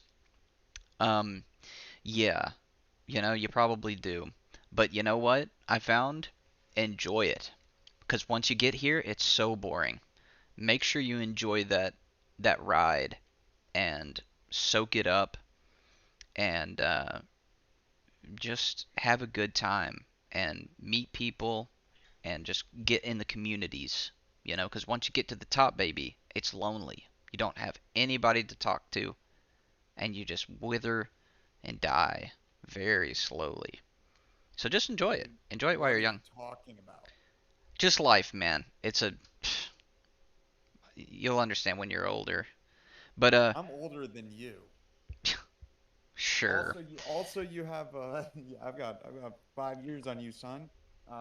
Also there's a super chat. 490 Yeah, Wally. 4.99 from Wally Might. We love you. Thank you so much, Wally Might. I would say Wally will. That's what I think. Very cool. Uh, yeah, thank you. That's not dark. That wasn't that dark. All right, let's do maybe like one or two more. Uh, I already got one more lined up. If you want to do one, if you have time to do one more after that, we'll pick one more. But you're at the end. We oh, got the dope. perfect amount. Yeah, we got it to the perfect amount this time. So All right, uh, thanks. there's time for one more if you want to do one more after this if you got in it. But if you want to call it after this one, you're Okay, you're you're Gucci. You're okay. hashtag Gucci, All as right, you we'll would see. say. Yeah, we'll see how we feel. Flop them in here and we'll see. David. Oh, hey. Oh. Oh, hey, David. Oh, hello. Wait, who was saying that? Is that Ethan? Yeah, that's You? me. I'm Oh, hey, just man. checking your Oh, volumes. this stream is delayed. Oh yeah. Okay, it makes. All right. Yeah. How do I like? Okay, I was just like, you're talking to me, but your lips aren't moving. What kind of black magic is this? Yeah. It's Ethan magic. Hop into the Discord thing and you can see my thing live, or my Oh, okay. Photoshop live, not the Oh, I see my it thing. now. Okay. Yeah. I'm Ar- hearing myself too. Let me just close my YouTube tab. Sick. All right. So Sorry about that. who are you? Where are you from? Oh, okay. Hey, I'm David. I come from Vancouver, Canada, and I'm working in San Francisco right now. And I'm a software engineer hoping to switch to art. Oh yeah. That's awesome. I had a buddy who was an artist, and now he's like a software engineer. So he did a little backy wacky. But Oh, hey, can I have a spot? yeah, maybe. Well, I mean, I don't think he got a job quite yet, but yeah, it's just they might be intertwined, the engineering Mm-hmm. and artists, because it's all based on problem solving, right? Yeah, it's a completely different set of problem solving skills, but yeah, in the general sense. Right. All right. Let's take a look at your Slopadapa here. What's your what's your hashtag goals? My hashtag goals is to become a better artist, and also to tell like really great stories, and also to, I don't know, short-term goal, get a job. Oh yeah. Oh yeah. This is looking nice. So eventually you want to end up doing like viz dev for feature films? Yeah, I would like that, but also, like I wouldn't mind going to storyboarding, like character design, like prop design, any of that. I just really like animation, so I just been doing like quite a lot of like animation, a lot of like other stuff as well. I think everything related to animation I've got like a hand in. Yeah. It's a nice portfolio. Oh, look Oh, at thanks, that. man. So you if you had a gun pointed right at your head, what would you choose? Storyboards or environments if somebody made you choose? I would choose storyboards because they have like a much bigger impact on like crafting like the story itself. Wait, you don't have a job yet? Well, I have a job in software engineering. Yeah. I don't have a job in like art. This It's like is it's a pretty competitive field. Last I've heard. yeah. This is great. This feels like it's right out of a film. Um, Oh, thanks. yeah, this feels like a ooh, nice shot. I'm going backwards now. Nice shot. This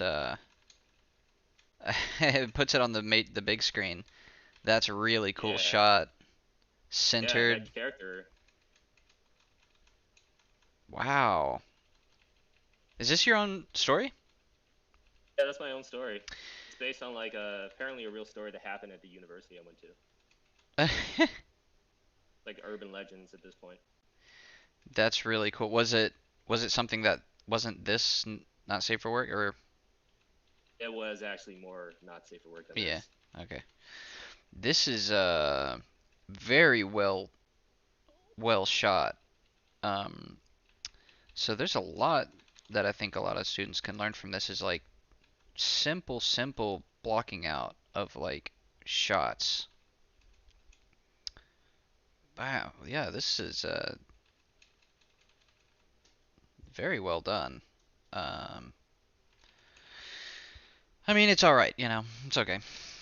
Let's keep Yeah, going. yeah, yeah. It's a yeah room for improvements. Ooh, That's why I'm here. nice. Very nice. I like the hand coming in and then it's almost like a rack focus or this comes in and out of focus in the front here.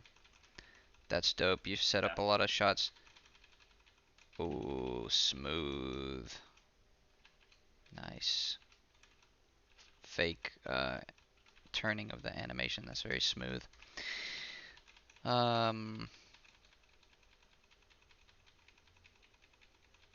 Oh wow, there's a lot. You gotta be kidding me. You haven't worked in storyboards yet? No, I haven't. I feel like you're messing with I've, me. I've done some like I've done some like illustration work though. Okay. Yeah, cinematically, like stuff is definitely moving. Oh wait, don't look at that one. I don't like this one. All right, I won't look at that one. Thank you. Oh wait, that one. Okay, actually, you know what? I only have 3 good storyboards. Yeah, there Most you of my go. stuff is a misstep. There you go. These top 3, that's all you need. As soon as I saw this, the way the story moves in this is just incredible. The shots, the shot designs. All right, at this point, I kind of forgot I was on stream actually, so that's good. If I can get invested in a story like this. Okay, so let's talk about what you're doing right. One of the things that you're doing right, Rad and I were talking about this the other day, is learning how to shoot from a POV, and basically it's very very simple. You are focused on a character and how they're feeling about something, and you're shooting from their point of view. And a lot of people get mixed up in like technicalities, but it's really really simple. You've got this character looking out, and then we see a reaction shot of how this character feels about that. What a Silly Willy would do is they would have this shot come through, and then they would have a POV potentially, and then they would not have this reaction shot at all, and then they would just cut to this. So that doesn't really tell us how we're supposed to feel about this scene. What we're supposed to be feeling is, uh-oh, this character's nervous, we should feel nervous too. Um, yeah, and rack focus too. That's so cinematic. Where chair's out of focus, we see the character back there because we've just switched from the character's point of view, and now we cut to your focus was on this chair, and now we cut to right. The focus was right where that character is. We rack focus to this chair. Very very clear and simple, but we would be surprised at how many students don't get this, how many revisionists don't get this. And it's so simple, but you just nailed it here. Really cool, Oh, really funny. I was gonna ask, is it because there's like no blur tool in like their software or something? No, it's just Perhaps. some people just don't have so they go into, okay, this is kind of, so honestly we've hit a different kind of age in storytelling. I mean, cinema in animation isn't that new, because ever since like Shrek or whatever, and Toy Story, since the 90s it's been around, and even before that. But honestly, we're just now starting to get out of this idea that cartoons are cartoony.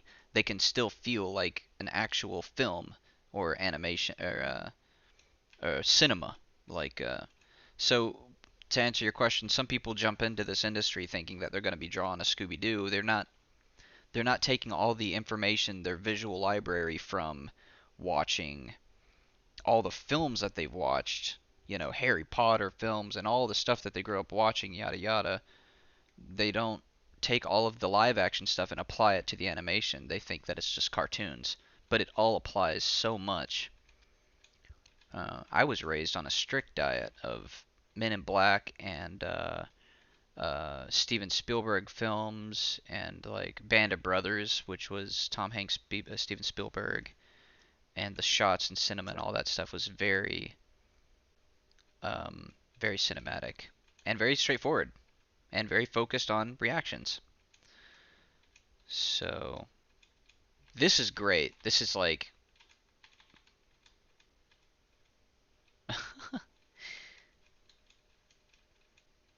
anyway, okay. So at this point I'm just looking at the storyboard and not really giving any advice. There is no advice to give. Let me Oh, just any criticisms? I'll take those too. let me see if I can just find. This is the last one we're Oh. going to be going over, but Let me just take a look at this other stuff. Environments, like you got great environments, but if you want to go storyboards, let's just focus on that more. Right. Oh, I was gonna say it's probably like worth it for like people to learn the different kind of like camera lenses.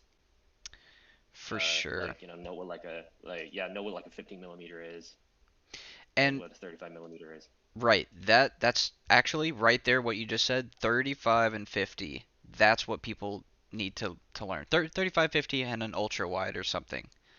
Um or just a This wider is Super lens. 7. Yeah, so I don't want people. So what happened to me when I was first starting is people would immediately say, "Let's talk about camera lenses," and I would shut down because I would be like, "I don't know anything about camera lenses. It's so super confusing. There's billions of different numbers and billions of different lenses in cinema. You need a 50 millimeter, 35, and I talk about this in my class. But just to keep it very simple, there's like wide shots and there's shots that are like ultra zoomed in, and that's a very easy way or simple way of explaining it. But um, so yeah, again, I'm not really. Yeah, Go ahead. there's only like three or four. There's only like three or four lenses you have to really worry about. Right. I was gonna try to kind of break this down of what the lenses are used in here, but again, that wouldn't be trying to find anything uh, with this portfolio. It would just be saying how amazing it is, which I'm trying to avoid. I'm really trying here, man. Really trying to find something. Just very solid drawings too. I feel like you're messing with me that you haven't gotten a job, honestly. Yeah, I just keep applying. I keep getting like rejected. So I don't know. I've seen like some of the people that actually work in the industry right now, and it's like, I mean, okay, for example, like Sophie Lee that you mentioned, like my appreciation for like even though I love your work, my appreciation for your work went up like even higher when I found out that like you and Sophie Lee like influence each other. Like her work is like beyond what I can do. Like the way she draws her characters Yeah. and like have like yeah her sense of like rendering and filling in like the colors of those characters is just absolutely amazing, and I could not do that, for example. So whenever you're doing these shots right here, did you say where I'm gonna look up a shot where somebody opens up a laptop and does this, and then you reference that, or did you just make this shot right out of your noggin? I have a laptop and I just get, you know, I get in the same angle as this shot and I look at my laptop and then I draw a grid and then I add the buttons. Okay. So you're just doing it right out of your noggin essentially. You set up the shot, you created the shot just of how you imagined it to look. Is that right? Right. Right. And also, I had my laptop with me. I know what it looks like, so I can like use that as a reference. But it's kind of hard to actually find a specific reference of someone opening a laptop from that angle, you know. Right. So Oh, by the way, this entire thing, I mocked up the backgrounds in like Blender, so that helped. that's cool. The thing is though is that you can have all of these tools. You can have Blender, you can have your laptop in person. If you don't know how to reference it right, it's not going to be cinematic. The way that you've angled this shot and this exact angle to where that button is falling on that side of the screen and everything is leading to the left and creating this dynamic shot as opposed to taking a camera and poking it down at your keyboard uh, on your laptop. Any old person can do that willy-nilly, but in order to take it and know that you're going to go a wider lens and you're going to go closer down towards the yada yada, this is all the things that, I mean, from what you're telling me, it's all inside your noggin brain. And some people can make that stuff pop up immediately, and they can board right from there. But that's what I'm trying to tell these students, a lot of these students, to not do is just straight up do it right out of your brain. But you have a very, very cinematic noggin, and you have apparently watched a lot of stuff, and you're a fan of this stuff, right? Sure, I'm a fan of a lot of things. And also this isn't like, I didn't like none of this pops straight into my noggin. It's like this actually went through iterations. I believe I was actually part of a storyboarding sort of like class taught by I think Austin Madison from the Animation Collaborative. Yeah. I think yeah, and like this went through like several iterations. It looked a lot crappier at the very beginning of like the class. Dope. Okay. So it was a Yeah. work in progress. Yeah, and now it's like I haven't touched it for like a year. Yeah. I love that. That's a great shot. Yeah, so, and the way the camera slightly follows to the left as we move into the next shot. Um, yeah, great stuff. I can't, you're just not getting a job just yet, and nobody's hiring you, and that's the problem with this that I see so far. Yeah, That's the only thing I see. I think it's because I don't really have any credentials on like my resume. Uh, what all pretty much always tops the credentials is just getting to know people and talking to people. So again, I would say just try to reach out to as many people online as you can, and one of them is eventually going to see this and be like, "Whoa, I know somebody who needs a revisionist or needs a board artist that needs to just do this right here." And then, you know what? Maybe all those people that you reach out to don't need somebody right now, but maybe they will in a few months. Or, it's just a process. But Gotcha. I just think, you just got to get the work out there. And what you're doing right now, you're talking to me is great. So keep doing stuff like this and trying to reach out to people. Um, yeah, I can't really, yeah, I can't really say much. I can't really say much to criticize. I just think it's awesome. And you know what? That's all that needs to be said sometimes. This is awesome. Good job. Oh, thanks. Yeah. Um, yeah, man. I love it. I Thanks, man. This has like been a pretty big boost to my ego and my confidence. That's good. That's all we need sometimes. And very well deserved too, because it's just, it slaps. It really does slap. It's, what was that film? What was it? Blue Sky? No, it was about the family that goes on a road trip. Official in the Machines. Yeah, a lot of this quality kind of reminds me of that. That was a very cinematic film. Um, or it had a lot of cinematic moments in it, and it just feels like a board that might be straight out of something like that. It's pretty clear. Okay, all right, that's pretty much it. Oh, you put his stuff in the comment section. Thank you. It's dope. Yeah, man, it's awesome. Costa, what do you think about it? I mean, it's really impressive. Yeah. It's actually one of the storyboards, little storyboard animations that we're watching has been probably one of the most impressive that I've seen out of everybody that you reviewed. It's really surprising to hear that you're spending full time being a software engineer and also finding the time to do this. And how are you? Can Yeah, I look, ask you a question? Like, how are you balancing that? look at Like, all for the a lot of work. people in Oh, here, they may be curious if you're running a full time job. Like, you're doing that while also simultaneously working on your art and executing this amount of workload. Like, what does your work life balance look like? Yeah. Well, the answer is it doesn't really exist that much. I After like COVID hit and I didn't have to go outside anymore, and like I didn't have to like like commute for like 2 or 3 hours a day to like where I work. I suddenly had like a lot more like time to like just be inside and really focus on my art, and that's what I did since it hit in like February to like now.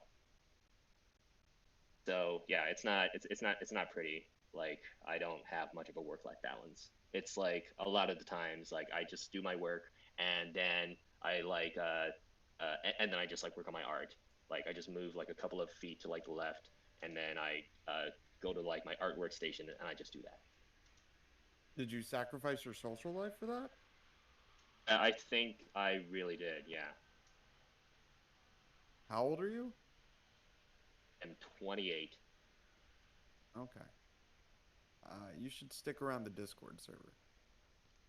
Yeah, some good stuff. Will do. I might be Yeah, talking to thanks. you later. Yeah, that's great. Because by the way, these pictures. They're not like individual like pictures. There's like a story behind like a lot of these.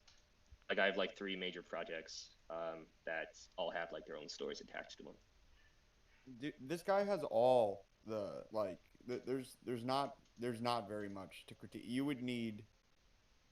I mean, you'd need like a teacher.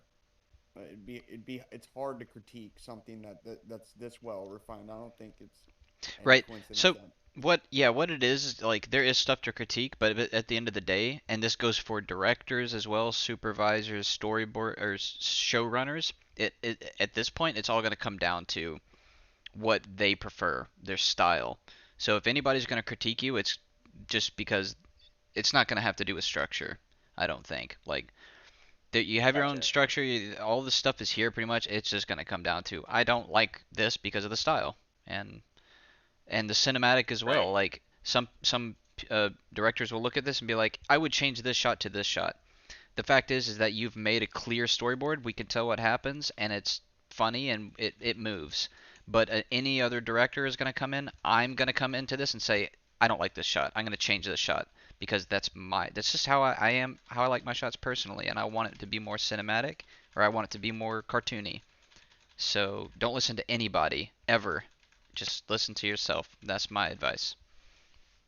Don't listen Gotcha. to Yeah, me. So, oh, sorry. Don't listen to me. there's nothing foundationally when I'm saying critique wise, there's nothing foundational. It's like Ethan said. Yeah, I just want to make that clear. Like you have all the right elements in place. for sure. Thanks. Yeah, I do try to like, really hone like my basics. Like, got my Loomis, I got like my Gurneys. Yeah, don't listen to them. Just listen. Don't even listen to me. Just listen to yourself. And that's just what I think. Okay, cool. That's some deep motivation there. Yeah, you're good. You're Gucci to go. All right. Well, there's another artist that I wanted to show. I'm going to take a quick second to see if I can find her work because she was Take it also easy, David. going to be a she was going to be a some kind of like engineer or something like that. And now she's choosing to do choosing to go into animation. And she sent me a DM and I can't find it sadly, but I'll find it someday. And her work is pretty darn good too. So my point is is that there's a lot of people out there trying to make transitions from, artist jobs like comics into animation and people are doing engineering and stuff like that and trying to go into animation. So never think it's too #late. And it's pretty impressive to see all of the different types of people, man. Like, right, Kosa? There's a bunch of different. I mean, that's the beauty of the art world. Yeah. And it's a beautiful place. It's a beautiful place to be. All right, let's take a quick look at the chat. Everybody, can I get a bye-bye in the chat? Man, all of y'all stuck around, too. Y'all stuck around for the stream. Thank you so much.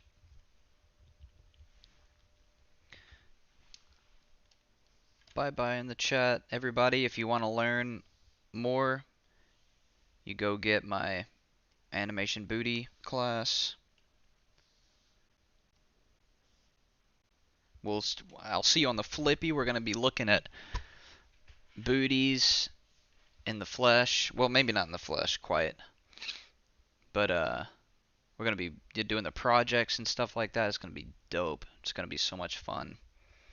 I'm going to be doing voice acting by myself. I'm going to be taking this camera and doing my own voice acting, trying to, get stuff done from the script. how I take it from the script to animatic, and I'm gonna be acting as well. So I'll be taking my own camera and shooting my reference shots, and I'm gonna be flipping around and doing all kinds of stuff, and I'll be crying, and I'll try to be, eliciting emotion, and I'll be doing that live to show you how I storyboard, how that dude storyboards. He is freakish, I think, that he was just boarding right out of his brain. I can't do that. I can do that, but I choose not to. I choose to shoot my reference because it's faster for me.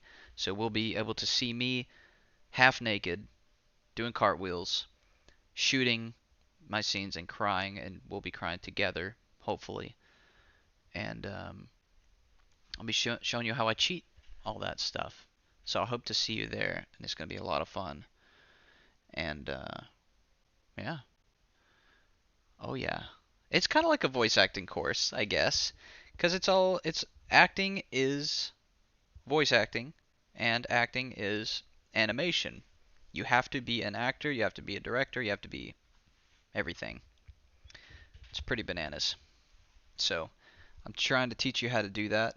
Honestly, it's a the course is actually very inexpensive compared to like what all I'm putting in here. I'm putting so much stuff in this freaking course, like VizDev and how to paint and how to just pretty much do every single thing that I do, but very geared towards this project.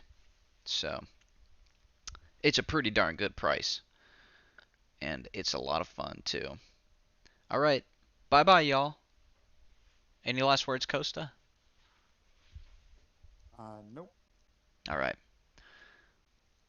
I love all of y'all. I really do. I really, really love you.